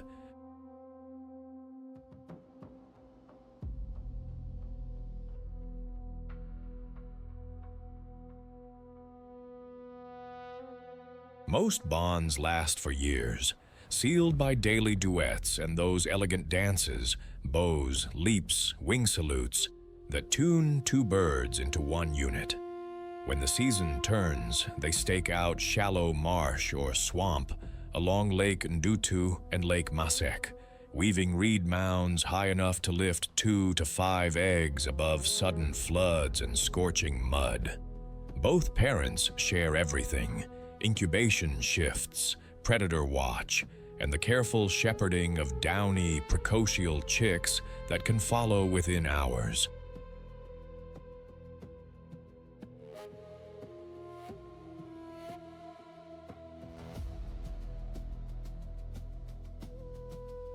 At the hint of danger, marabou circling, jackal testing the fringe, adults stand tall, trumpet hard, and may feign injury to pull teeth away from the brood.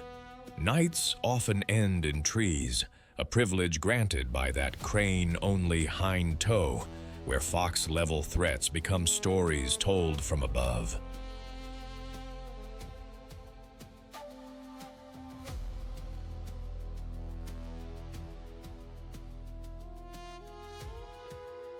Outside breeding, families gather into loose flocks and forage side by side. But when the world's deadliest hunters target baby animals on the plains, crowned cranes answer with wetlands as moats, teamwork as armor, and vigilance that never blinks. These cranes are wetland caretakers with crowns. By picking seeds and stirring mud for insects and small amphibians, they control pest populations, disperse plants, and keep Ndutu's shallows productive.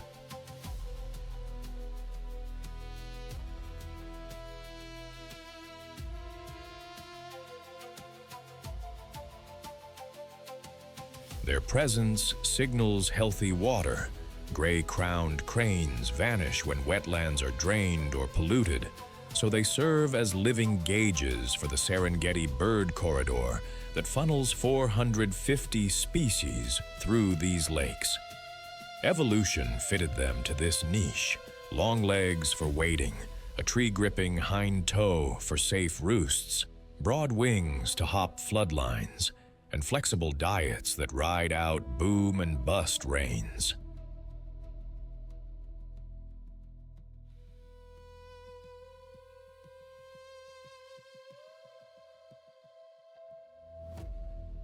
They shift locally with water levels, choosing chemistry and depth that keep chicks out of reach.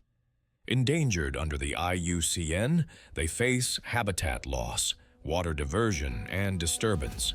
Protecting reed beds and natural flows at Ndutu, Masek, and beyond guards an entire web, not just a crowned silhouette. On edges where hungry eyes patrol for the smallest lives, the gray-crowned crane turns grace into a shield.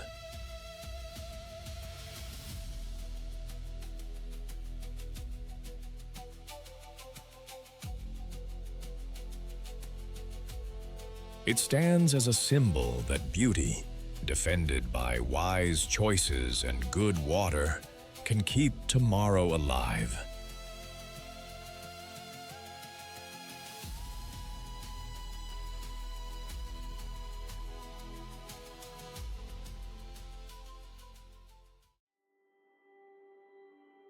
When the world's deadliest predators size up the smallest legs, the biggest bodyguards step forward. At the water's edge, a whisper of lions becomes a wall of tonnage, and the rules change. Meet the African elephant of Olduvai Gorge, where dry season heat from June to October turns rivers into cracked maps and water into currency. The largest land animal on Earth, it carries a 6-foot, 40,000 muscle trunk like a Swiss Army knife, with the authority to decide who drinks and who dares.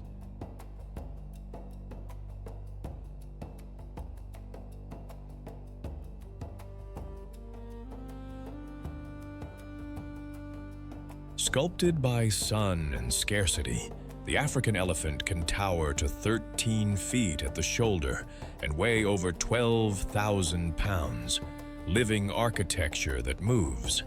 Enormous ears flare like sails, pumping heat away through a maze of blood vessels, while a lattice of wrinkled, mud-streaked skin works as both sponge and sunscreen, trapping moisture and deflecting the furnace of noon.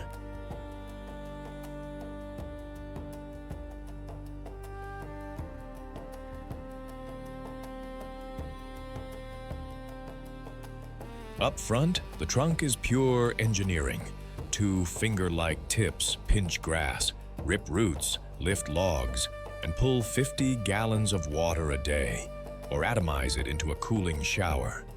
Tusks, sometimes pushing 10 feet, pry bark from acacias, chisel salt from soil, and excavate stubborn stream beds when the last pools shrink to ghosts.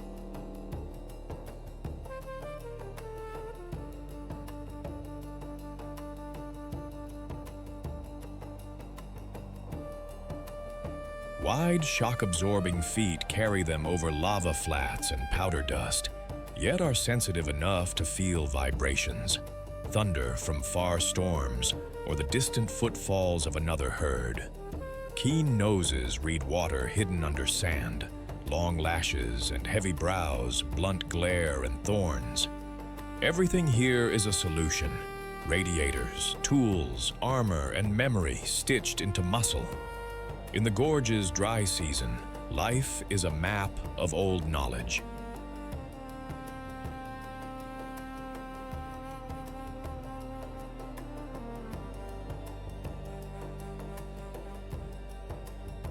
Led by a seasoned matriarch, the herd ranges for dozens of miles, revisiting water points she learned years ago. When streams like the Wildebeest shrink to whisper, elephants test the soil with their trunks, taste damp on the wind, then dig, front feet stomping, tusks levering, trunk scooping, until a clean, cold lens appears. They drink first, then the savanna gathers. Zebras, antelope, even fish eagles overhead, all cashing in on elephant engineering.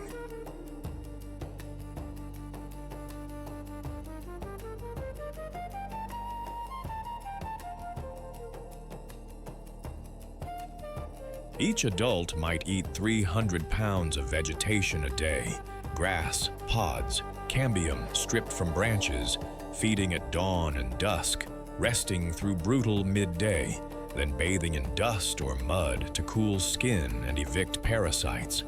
But when predators hunt baby animals, the mood hardens. Lions test the margins, hyenas skulk for a misstep. The response is choreography.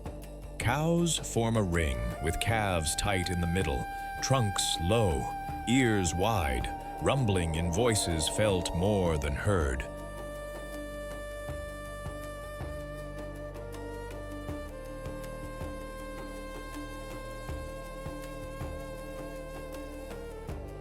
One strides out to bluff, another to flank. A mock charge becomes real if a cat does not listen. At crowded pools, even buffalo think twice. Here, patience has teeth made of will and a trunk that can move earth. An elephant herd is a family with a compass for a heart. A seasoned matriarch leads. Her map is memory, her authority earned in dry seasons like June to October, when Wildebeest streams shrink to sand.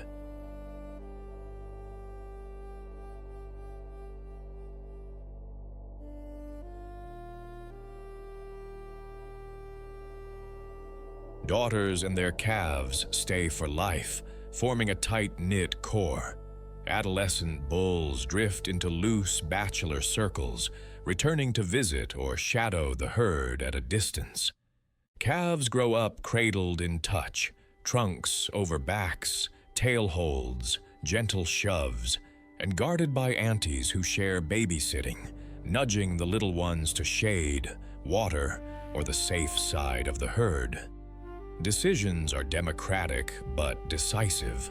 Low rumbles, head turns, a ripple of movement, and the whole unit rolls out.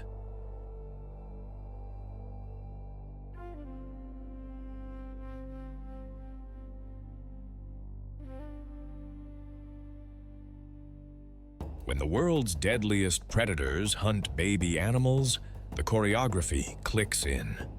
cows swing into a living phalanx, heads out, calves in the center, while one or two step forward to bluff lions or scatter hyenas with a dust-booming charge. At contested wells, even buffalo give ground to a united front. Afterward, there is a soft reset, trunk-to-mouth greetings, ear touches, a reassuring rumble that says, "We held."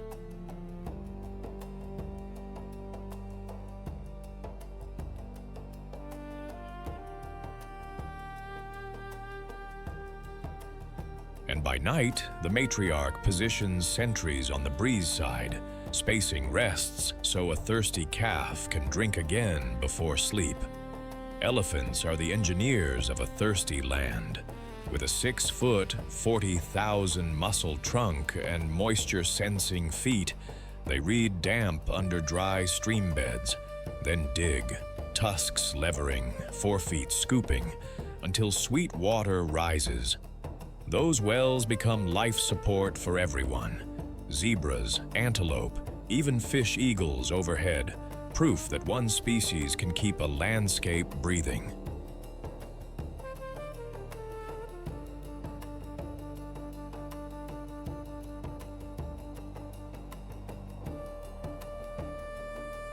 Their daily needs are vast, around 50 gallons of water and up to 300 pounds of vegetation, so they travel dozens of miles, pruning trees, opening paths, and spreading seeds in nutrient-rich dung. Tusks up to 10 feet strip bark other herbivores cannot reach, recycling minerals into the soil.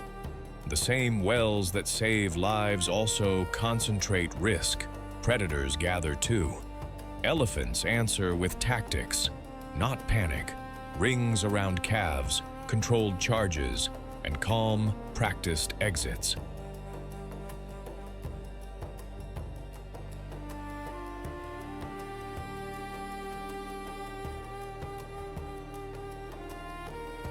Protection for them is protection for a whole community, and corridors that let a matriarch return to old water are corridors that keep the savanna alive.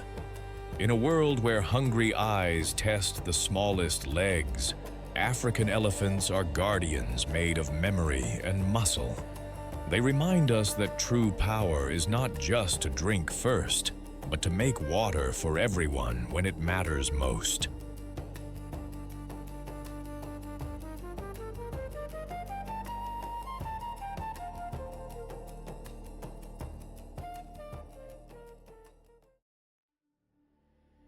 A wildebeest calf hesitates at the bank, then 2 tons of no rises from the brown water. In a river where crocodiles hunt baby steps, the hippo turns the crossing into a crowded, high-stakes argument.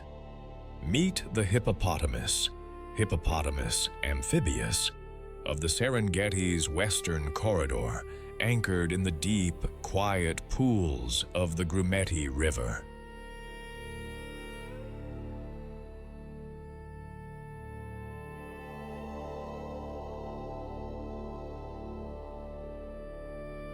Third heaviest land animal at up to 3,300 pounds, the hippo is a cautious grazer by night and a volatile landlord by day, sharing space and constant tension with Nile crocodiles. Built like a living riverstone, the hippo is sculpted by water and sun, thick, nearly hairless gray-purple skin, backed by a waxy, reddish secretion nicknamed blood sweat, works as sunscreen and antibacterial rinse.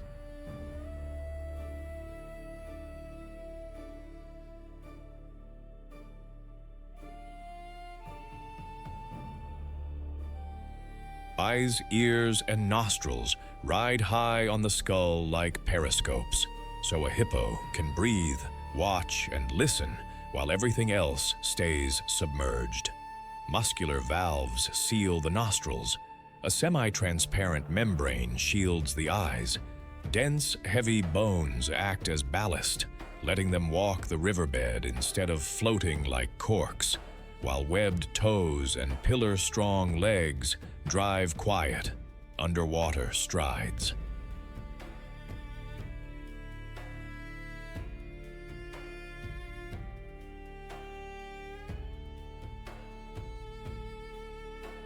The mouth is an engineering flex, a 150-degree gape armed with ivory canines that can exceed 20 inches. Weapons for fighting, not eating. Lips are thick and prehensile, clipping grass low like a lawnmower, and a multi-chambered stomach helps break down tough forage, even though the hippo is not a true ruminant. Heat control is part chemistry, part schedule. Bask at dawn, sink at noon, graze under moon. Evolution's punchline?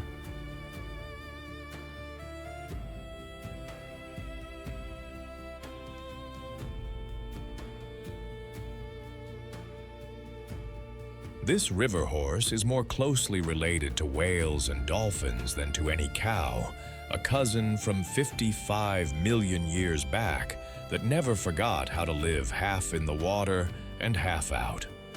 Daylight belongs to the pool. Hippos pack into rafts, bodies touching, dozing with nostrils surfacing like metronomes every few minutes. Bulls patrol the margins, yawning wide in threat displays and painting boundaries with spinning tails and sprayed dung. A smelly billboard no neighbor can miss.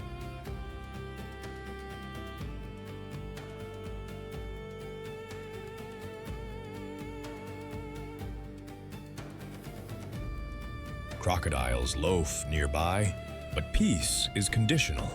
A hippo with a calf becomes a battering ram, and crocs learn to give the nursery a wide berth.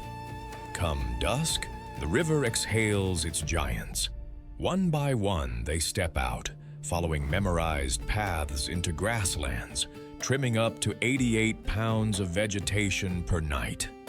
Those hippo highways punch tunnels through bush that other animals, jackals, antelope, even lions on the hunt, use like free infrastructure.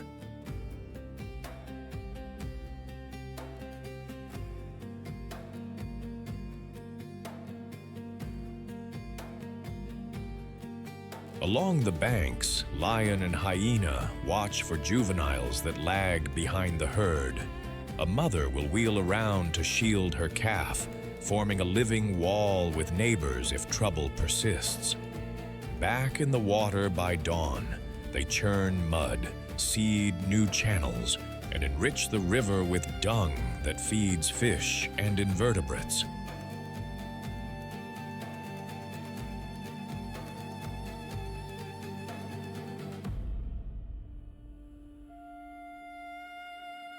In migration season, when calves spill into the Grumeti, the surface becomes a chessboard. Crocodiles lurking, hippos holding lines, and every tiny life trying to thread the narrowest path between teeth and temper. A hippo pod is a waterborne neighborhood with rules you can hear. In the Grumeti's deep pools, one dominant bull holds court over a harem of females and their calves, often 10 to 20 bodies packed nose to tail by day.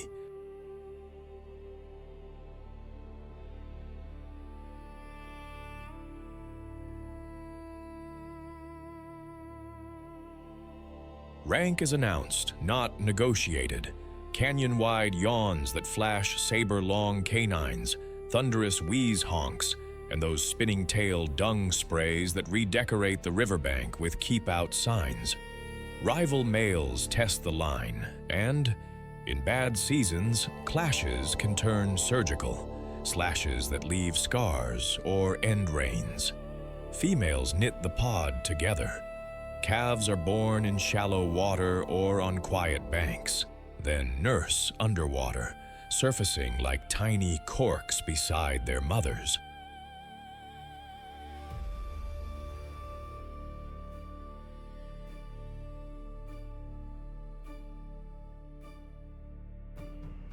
When a crocodile ghosts too close or a lion prowls the margin, cows close ranks, forming a living wall, nudging calves into the calm center. Mothers will body block a threat or escort a drifting youngster back upstream, and neighbors often shadow the nursery like bouncers. Nights are looser.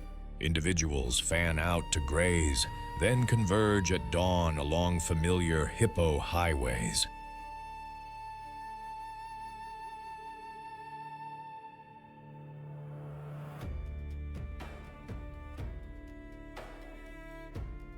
Tension with Nile crocodiles is constant but conditional. Most days it is a cold truce, but a croc that tests the nursery finds 2 tons of no arriving fast. During the wildebeest migration, pods can unintentionally play traffic cop, herding swimmers away from their babies, sometimes opening a safe lane, sometimes turning a crossing into a loud, crowded standoff.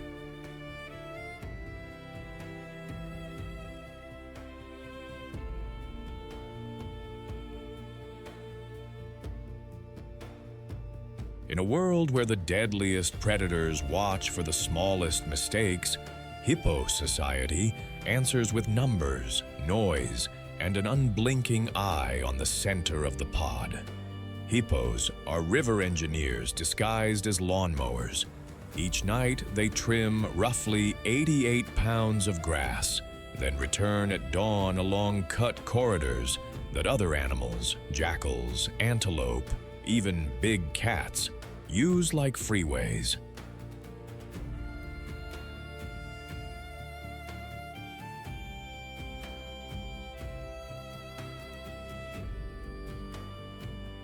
Those paths also guide runoff, keeping side channels open in the dry season and helping the grumeti keep its slow pulse. In the water, hippo dung is fertilizer on tap, seeding blooms of microorganisms and invertebrates that feed fish, terrapins, and birds, a nutrient conveyor belting energy from land to river and back again. Their sheer bulk plows mud, scours pools, and creates refuges where fry and frogs shelter when banks bake.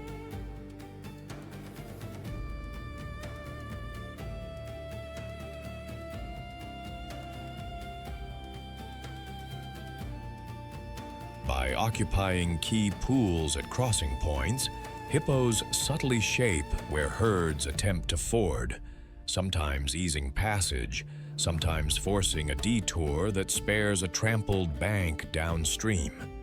They are built for the job, dense bones for underwater walking, high-set eyes and nostrils for periscope breathing, tight sealing valves and lids for submerged naps, and that famous reddish blood sweat that acts like sunscreen and antiseptic on nearly hairless skin.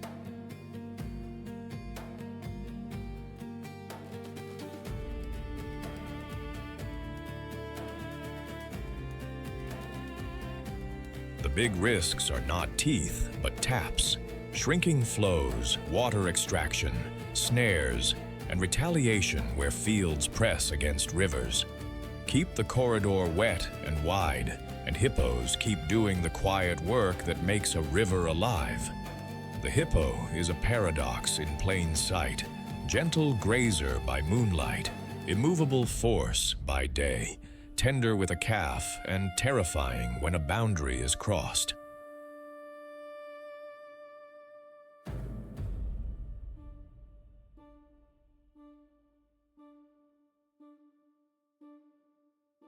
In a landscape where baby steps can summon jaws, this river horse reminds us that strength, rightly placed, becomes shelter. Guard the water, and the nursery holds.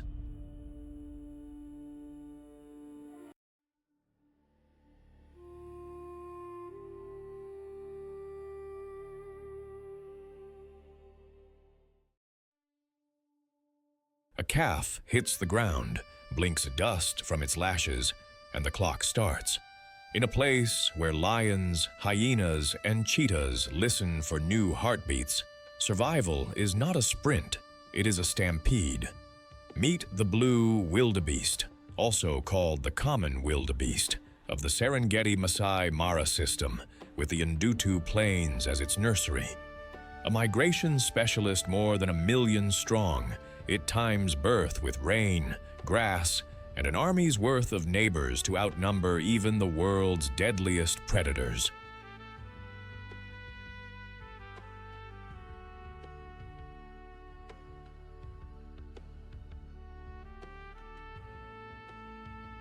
Painted in slate gray with shadowy vertical stripes and a darker shoulder cape, the blue wildebeest looks like a muscle car built for the open plain.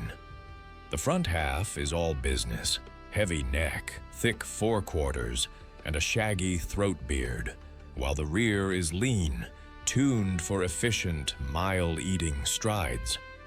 Both sexes carry horns, broad at the base, sweeping out and then inward like a set of parentheses ready to close on trouble.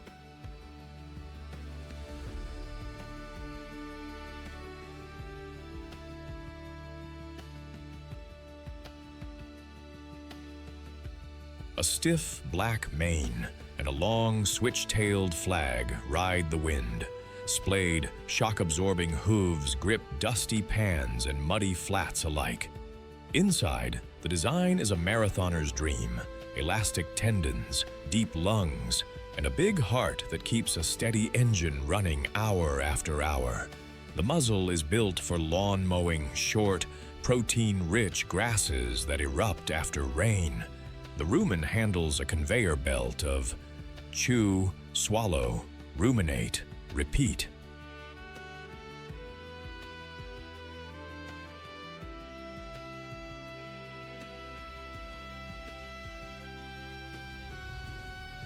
Calves arrive in camouflage, tawny and clean-smelling, and imprint on their mother's voice within minutes. Ears and eyes sweep a wide arc, and that nose reads lions on the wind long before claws turn up. This story peaks at Ndutu, where synchronized birthing turns the plain into a nursery with a battle plan.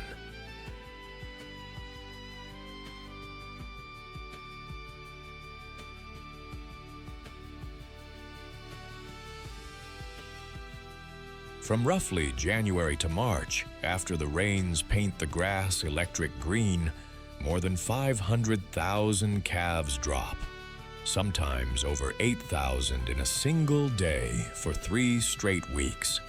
Nearly 80% of all births happen here. It is called prey swamping. Too many meals for the predators to manage at once.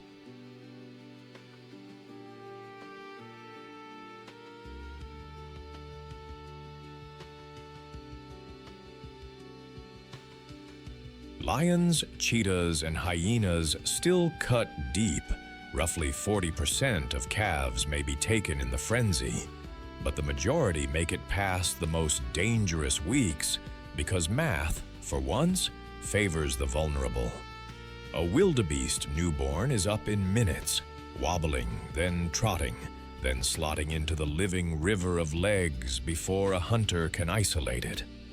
Mothers keep a tight audio lock, low grunts and soft bellows, and will wheel to defend, horns down, if a cat presses too close.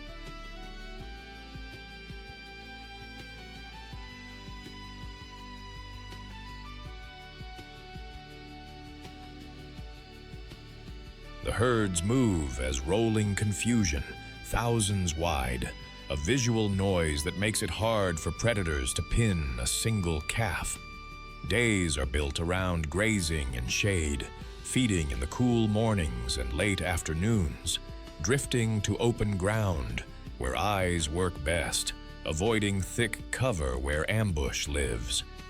When danger breaks the horizon, the answer is motion. Tight turns, sudden surges, and a rising wall of hooves that turns a clean attack line into chaos.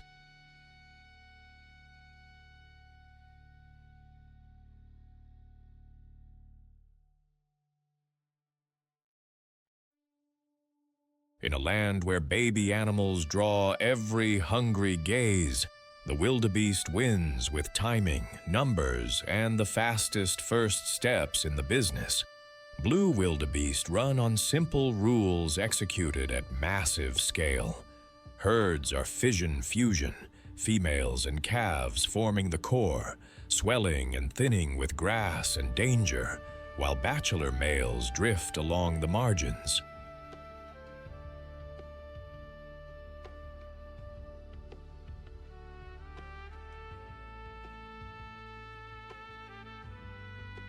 When the rains flip the Ndutu Plains green, the social script tightens.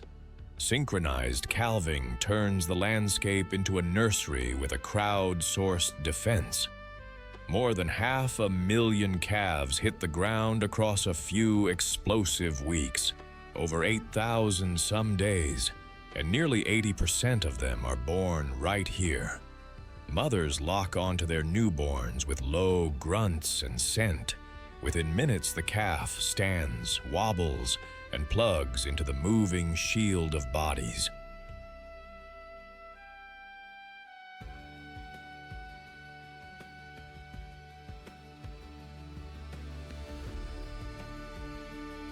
Predators key in on baby animals, lions, hyenas, cheetahs, but the wildebeest answer with confusion by design.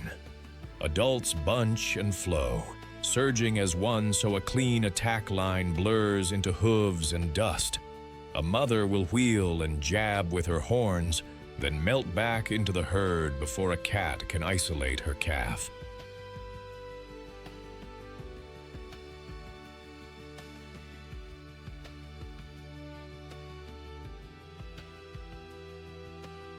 Outside the calving window, males stake small, shifting territories along green corridors, advertising with snorts, dung piles, and head-toss duels.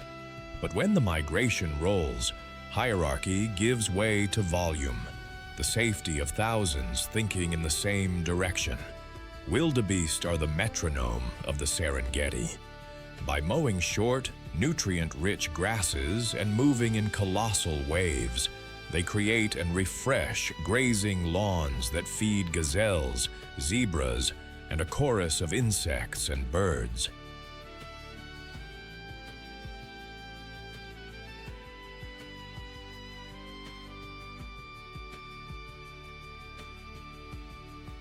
Their dung and urine lay down fertilizer. Their hooves churn soil, bury seeds, and carry nutrients across hundreds of miles. A living conveyor belt that keeps the system young. The calving pulse is a feast and a filter, a prey swamping event that sustains lions, hyenas, and cheetahs, even as the majority of calves slip through, about 40% lost in the frenzy, roughly 60% living to see year one.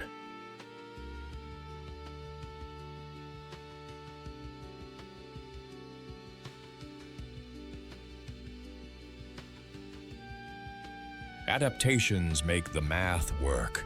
Endurance engines, splayed hooves for mud and pans, a nose that finds fresh growth after distant rain, and babies built precocial, standing in minutes, trotting in hours. The biggest threat is not a predator, it is fences and broken corridors. Keep the path open and the grassland breathes.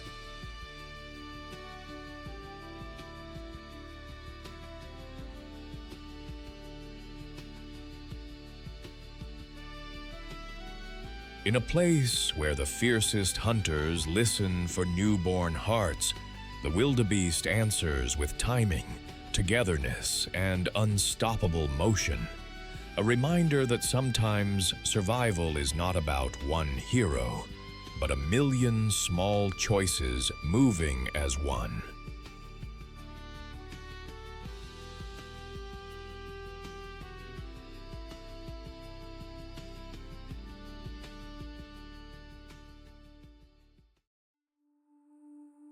The dry season squeezes the plains thin, and every newborn heartbeat sounds loud in the grass. When the world's deadliest predators tune in, this little antelope answers with silence, camouflage, and a takeoff speed that turns panic into geometry. Meet the Thompson's gazelle of the Serengeti Olduvai Flats, a lightweight sprinter with a bold black side stripe and a white rump that flashes warning across the herd.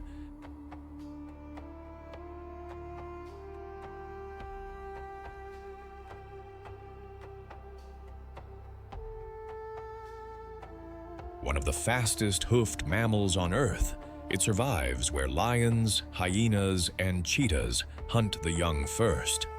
Drawn in the colors of heat, the Thompson's gazelle wears a tan to rufous coat over a clean white belly, split by that signature charcoal stripe. Adults stand around 2 feet at the shoulder and weigh roughly 35 to 64 pounds. Minimalist design with maximum output.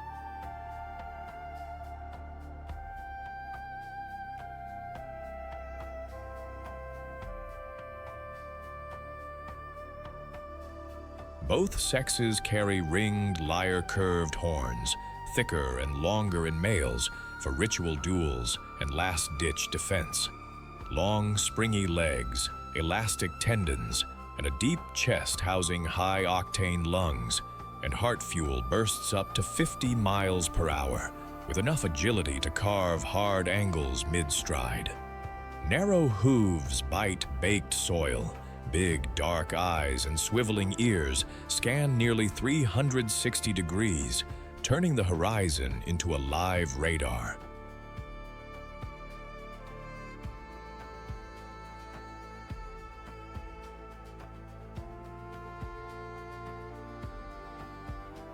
The white rump patch doubles as a signal flag when danger stirs.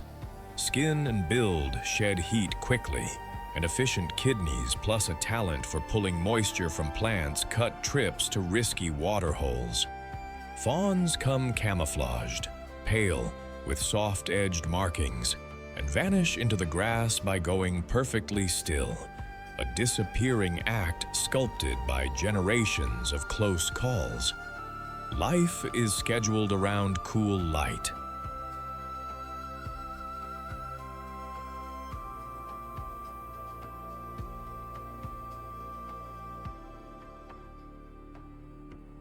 Thompson's gazelles feed at dawn and dusk on short, high-nutrition grasses, switching to dry blades and low shrubs when the world turns brittle.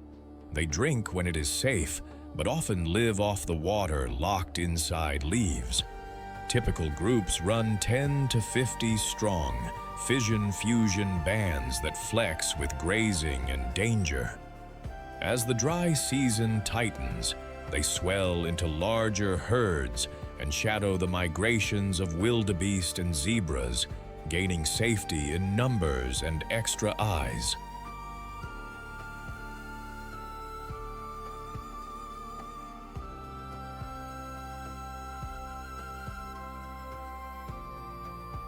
Vigilance is shared labor. Heads rotate, tails flick, and a single snort can flip the whole unit from calm to kinetic. Calving is stealth.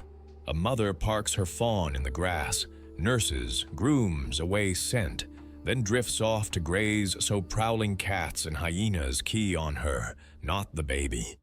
If a hunter breaks cover, the playbook opens. Rump patches flash, adults bunch, and then the sky fills with dust as the herd detonates.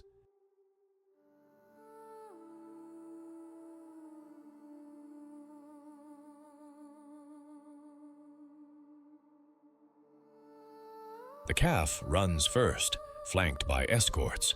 Everyone else throws sharp zigzags that tangle a cheetah's line and burn its short fuel. Sometimes they add stotting, high, stiff-legged bounds that say, "Wrong target." On most evenings, the grass closes, the wind cools, and a small survivor breathes into tomorrow. Thompson's gazelles live by the rule of many eyes.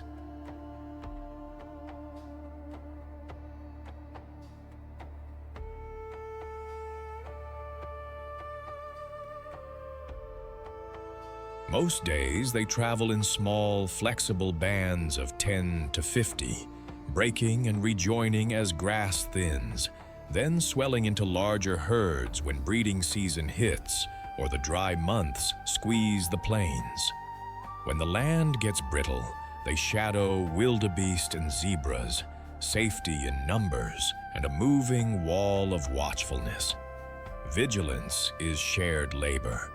Heads lift in sequence, ears swivel, and one sharp snort can flip a whole field from calm to coordinated flight.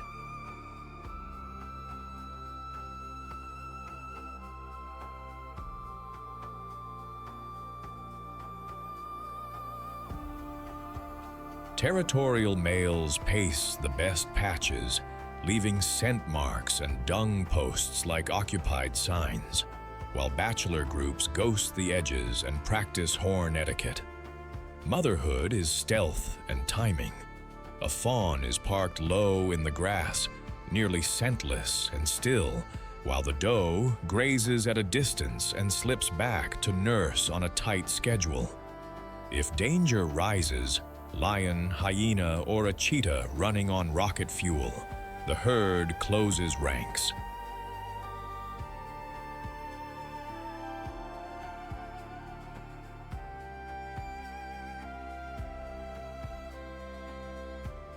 Adults bunch and face out, rump patches flash, and the escort forms around the youngster.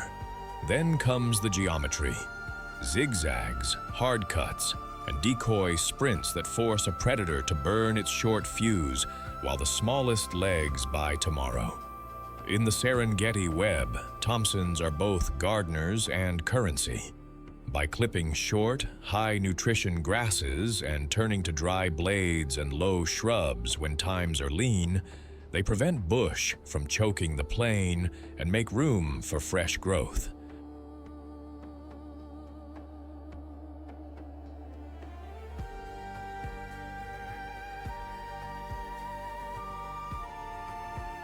Their passage stirs the topsoil, their pellets feed it, micro-fertilizer that jump-starts new shoots for everyone from zebras to insects. And they are a cornerstone prey species, converting sunlit grass into energy that powers lions, hyenas, and cheetahs, especially during the calving pulse when young are most at risk. Their survival kit is tuned to a harsh brief: a light, efficient body, long elastic legs, and lungs and heart built for high-octane sprints up to 50 miles per hour.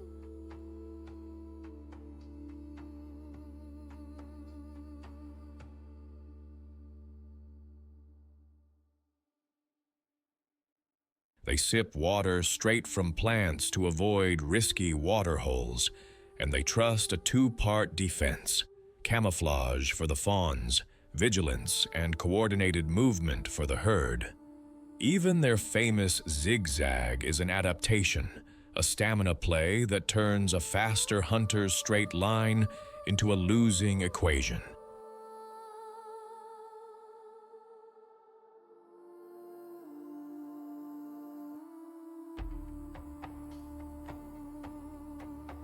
Small, quick, and composed under pressure, the Thompson's gazelle is a reminder that in a world where baby steps attract the fiercest eyes, community, timing, and clean horizons can turn fear into another sunrise. They embody the spirit of agile resilience, light on the land, vital to its balance.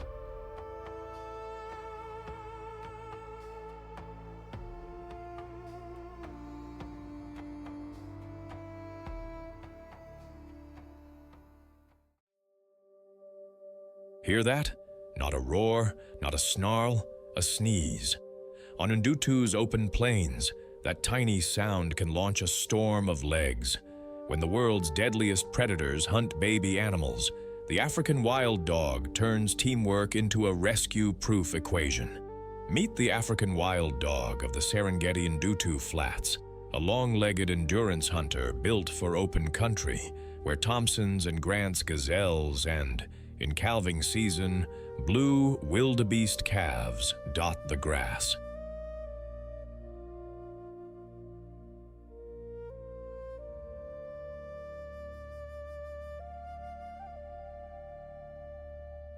Once declared locally extinct in Serengeti National Park in 1992, it remains rare here, but corridors, vaccination, and community protection are helping packs edge back into the ecosystem.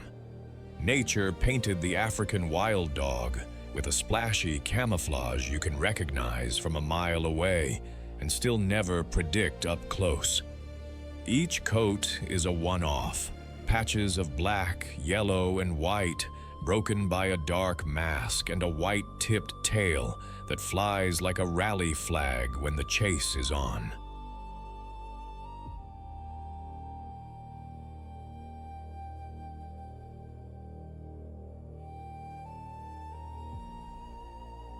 At about 30 inches at the shoulder and 44 to 66 pounds, this is a marathoner's build. Narrow waist, deep chest, long limbs with elastic tendons, and splayed, tough pads that eat miles without complaint.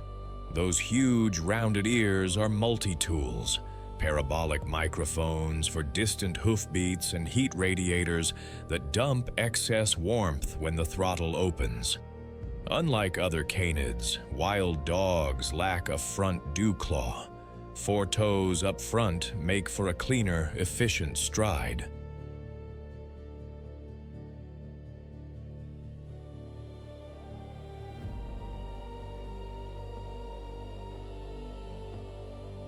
Inside, big lungs and a strong heart. Feed a persistence engine that can cruise for hours and still explode to 44 miles per hour when opportunity flickers. The jaws are built for fast processing. Blade-like carnassials shear meat quickly so a pack can feed before lions or hyenas arrive. Each dog's pattern is a passport. In a moving hunt, that mosaic helps pack mates track one another through dust and glare, keeping the formation tight even at speed.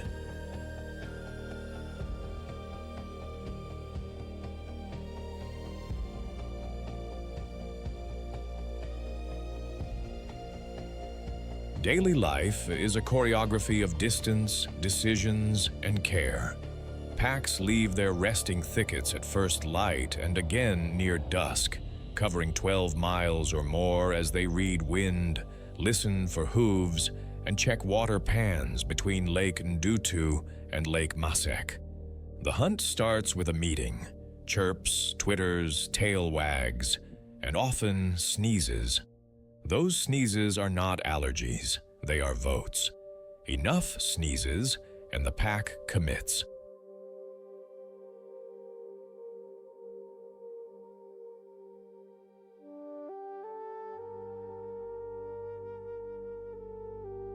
Then the formation unfolds. A lead pair presses the herd, flanking runners angle out, and a closer shadows the chosen target, often a gazelle fawn or a wildebeest calf that strays from its mother in the calving chaos. Ambush is not their style. They push, stretch, and swap roles until the prey's sprint turns into a panting line, and then into surrender. In open country like Ndutu, success can spike to 70 to 80% thanks to perfect teamwork and smart prey selection.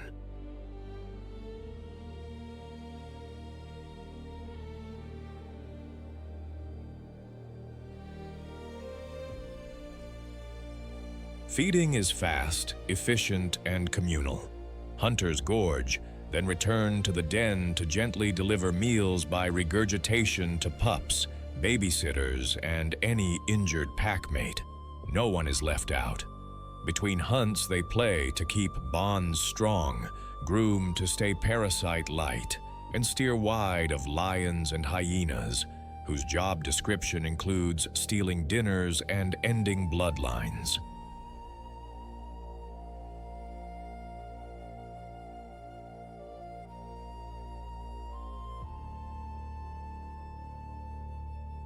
In a landscape where newborns draw every hungry eye, the wild dog's answer is simple and stunning. Move together, think together, and run until doubt breaks. An African wild dog pack is a democracy with a backbone. Most packs run 6 to 20 strong, centered on a single alpha pair who does the breeding, while everyone else signs on for childcare, hunting, and security. Before a hunt, they gather in a fizz of chirps, tail wags, and yes, sneezes.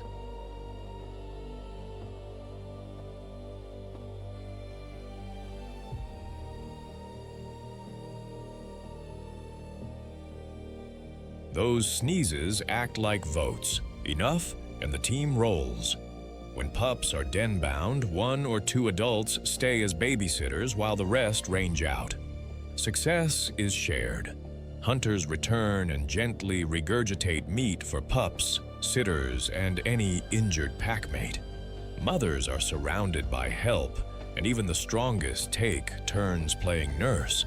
Teenagers eventually disperse in same-sex groups to find opportunities beyond their birth pack, stitching gene flow across open country.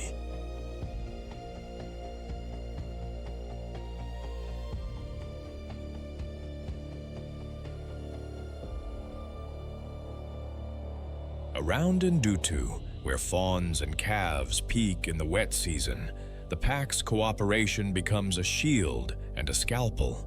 Coordinated runs to feed growing pups, and careful detours to avoid the lions and hyenas that can erase a bloodline in a single clash.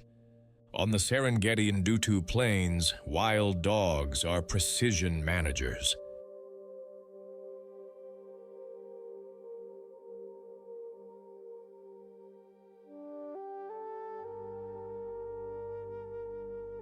By targeting small to mid-sized herbivores, often fawns and calves during peak birthing, they keep numbers in check and prevent overgrazing, which protects the short grass engine that feeds everything else.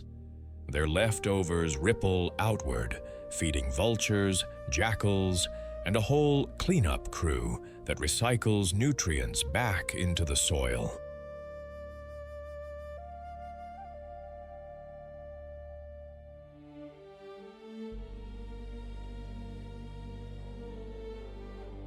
Built for persistence, they cover roughly 12 miles a day, reading wind across the saline edges of Lake Ndutu and Lake Mesek, and turning social decision-making, those quorum sneezes, into smart, low-risk hunts with success rates that can reach 80% on open ground. Big ears dump heat, four-toed forefeet streamline stride, and a lean, long-legged frame pairs 44-mile-per-hour bursts with tireless stamina.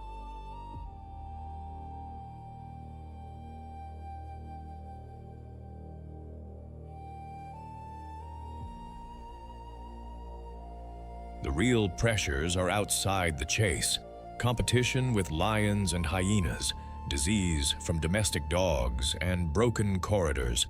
Challenges conservation now tackles with vaccinations, safe passage, and community stewardship. In a landscape where baby animals draw every hungry eye, the African wild dog answers with unity, proof that fierce compassion and flawless teamwork can keep a fragile species and an entire grassland alive and running.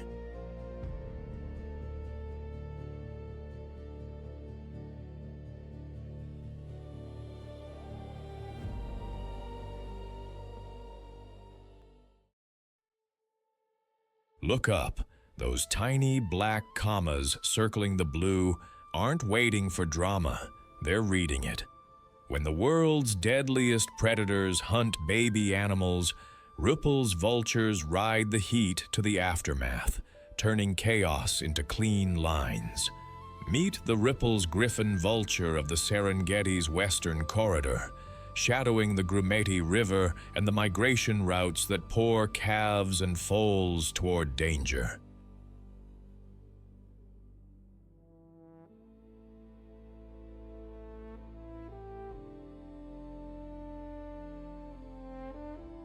highest flying bird on record, about 37,000 feet. This old-world vulture is the sky's quiet first responder when a crossing goes bad. Nature built a long-distance recycler. With a wingspan that can stretch to roughly 8.5 feet, Ruppel's vultures are all glide and efficiency. Broad-fingered primaries catch thermals, a deep chest houses the engines to stay aloft for hours, and a squared tail trims like a rudder.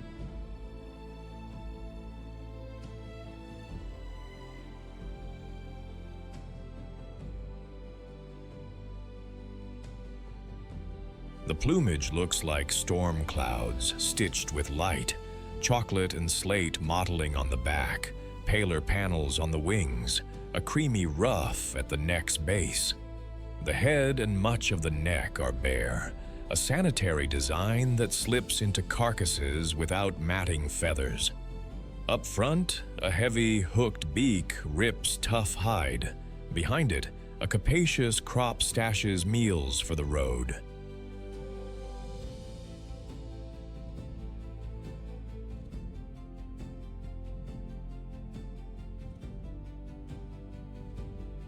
Inside is the magic. Acid-strong stomachs and ironclad immunity neutralize anthrax, botulism, and a cocktail of pathogens that would drop most animals. Their blood chemistry is tuned for the heights too. Hemoglobin with high oxygen affinity lets them skim the ceiling of Africa, where thin air grounds other birds. Feet are built for walking and bracing, not killing, because their job isn't to make the mess, it's to finish it fast. Morning is a flight plan.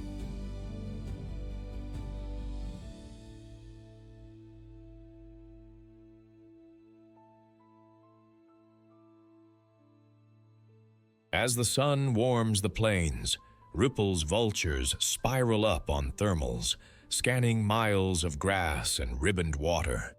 They read the Serengeti like a living map, dust plumes that mean moving herds, the circling of other vultures, the dark knot of lions or hyenas settling to feed. When a calf stumbles in the grumeti or a wildebeest drowns at a tight ford, they tilt and drop, parachuting into the scene with wings set and eyes locked.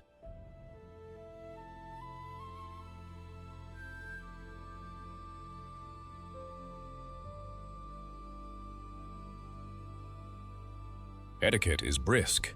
A few bold birds probe first, then the flock surges in. Mantling wings, hissing, and short shoves establish order, and the work begins. Hide opened, soft tissues cleared, bones polished. A wildebeest can vanish to the ribs in under half an hour, denying bacteria the same feast and stripping disease from the landscape.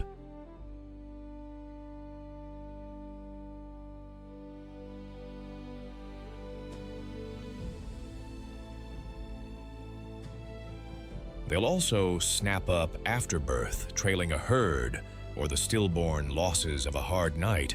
Nature's sanitation crew, trailing risk at a respectful distance behind teeth. Between booms, they perch on cliffs or stout trees, preen the alkaline dust away, and share thermals like highways with white-backed and hooded vultures. Water stops are brief. Drink, bathe, lift.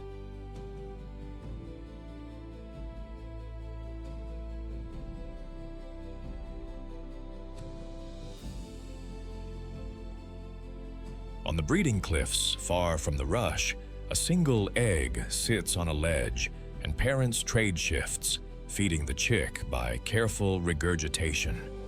But when the season turns and the crossings roar, daily life collapses into a simple rhythm. Climb, watch, descend, and erase the evidence of a harsh lesson before the next one begins. Ruppel's vultures live by two compasses: the cliff and the crowd.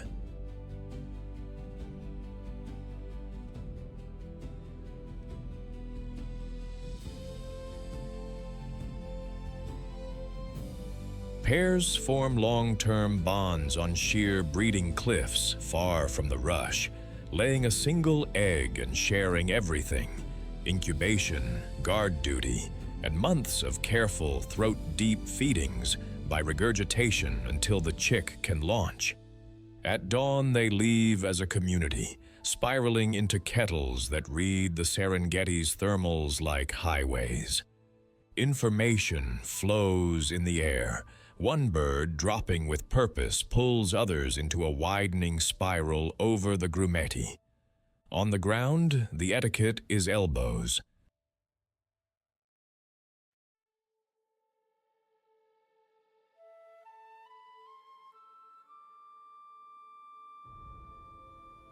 Lions and hyenas eat first, then the cleanup crew moves in, ripples alongside white-backed, hooded, and sometimes a lappet-faced vulture that opens the hide. Hisses, head jerks, and wing-mantling sort rank. Everyone grabs, braces, and makes room for the next bite. Along sandy banks and calm water pockets where failed crossings pile up, they work shoulder to shoulder with marabou storks, keeping a wary eye for a late returning predator.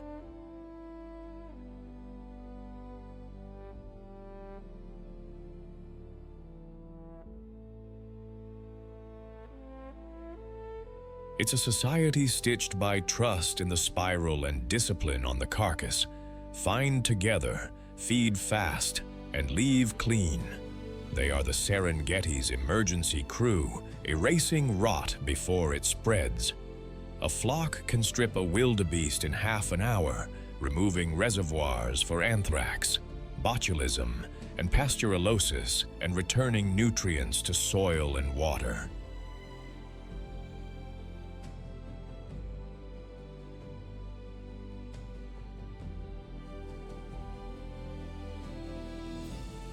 High-efficiency flight, 8.5-foot wings, thermal soaring, and hemoglobin tuned for thin air lets them scan tens of miles with minimal effort, while acid-strong stomachs and heat-tolerant microbes neutralize toxins most animals can't touch.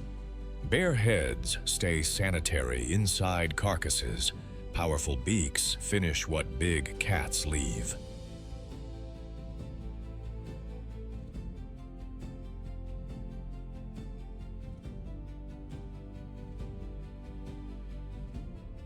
In the western corridor, they track carcass pulses along the grumeti's bends, turning mass drownings into recycled energy for grass, insects, fish, and, eventually, the herds again. The danger isn't competition, it's us. Poisonings at baited carcasses, electrocution, disturbance on cliffs. Listed as critically endangered, they survive where anti-poison patrols, safe power lines, and community outreach keep the sky's custodians alive.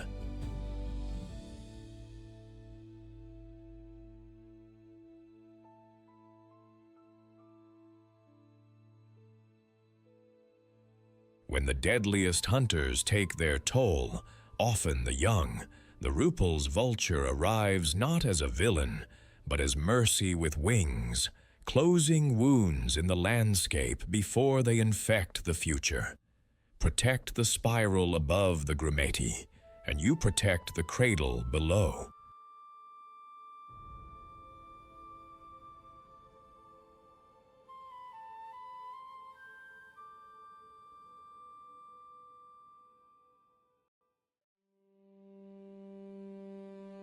Stormlight rolls over Lobo. The northern Serengeti has just been rinsed by the last rains, and the plains glow a deep, forgiving green. Acacia and croton thickets stitch shade into the grass. Then the sound arrives. Hooves, thousands of them. Return migration sliding south, calves tucked close, every step paid for in attention. Everything narrows at a shallow, stony gully, a bottleneck. Zebras mill at the lip, ears pricked. Lionesses flatten into tawny commas where the grass kinks.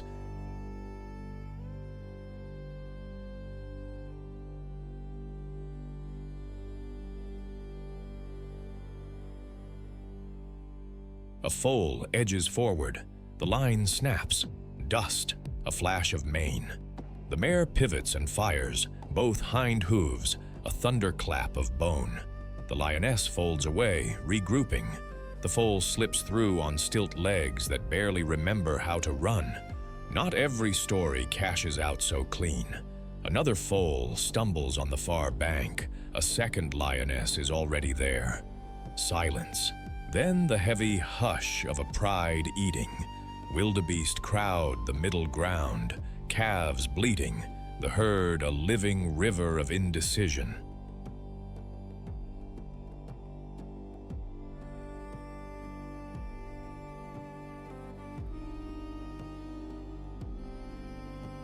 Spotted hyenas arrive like a rumor that grows teeth, surge and encircle. They test the edges, find the gap, cut a calf away. The herd wheels in a dark, muscular wave, but momentum betrays them. The youngster falls. The end is quick because the math is cruel. Above, black commas scribble the sky. Ruppel's vultures reading the outcome before it lands. On the far flat, a wall forms. Buffalo, 200 strong, horns like hooked moons, fold the calves into the center.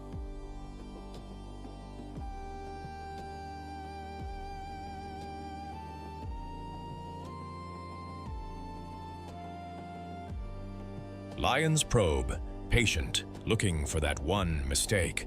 Bulls drop their heads and roll forward in a short, devastating charge. One lion sails, another sidesteps a raking horn. The pride fades to the thicket. The circle holds. Dawn sharpens, and the open ground becomes a sprint lane. A female cheetah chooses a toppy calf and lights the fuse. 60 miles an hour in a heartbeat. The calf jinks, the cheetah matches. A trip, a tumble, a swift, merciful finish.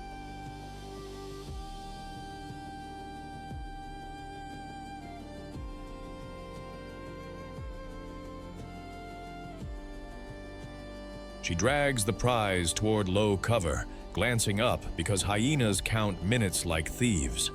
By noon, the ledger is balanced in feathers. Vultures drop, marabou stride in, the landscape healed of rot before it spreads. A leopard ghosts the croton and vanishes up a trunk with an impala lamb, the last move in a quiet war. We have watched choice and consequence collide. Mothers kicking back the dark, circles closing around the small, hunters burning their limited fuel for one slim win.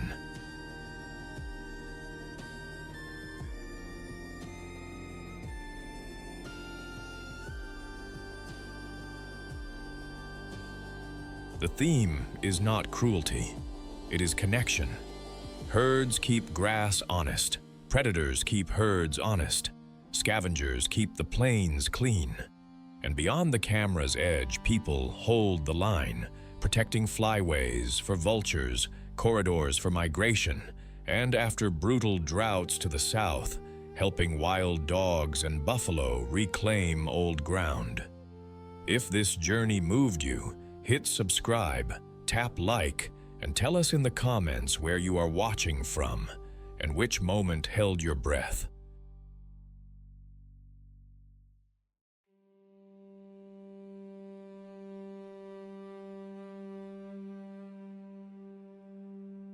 Share this with someone who knows what a hoof drum sounds like at dawn.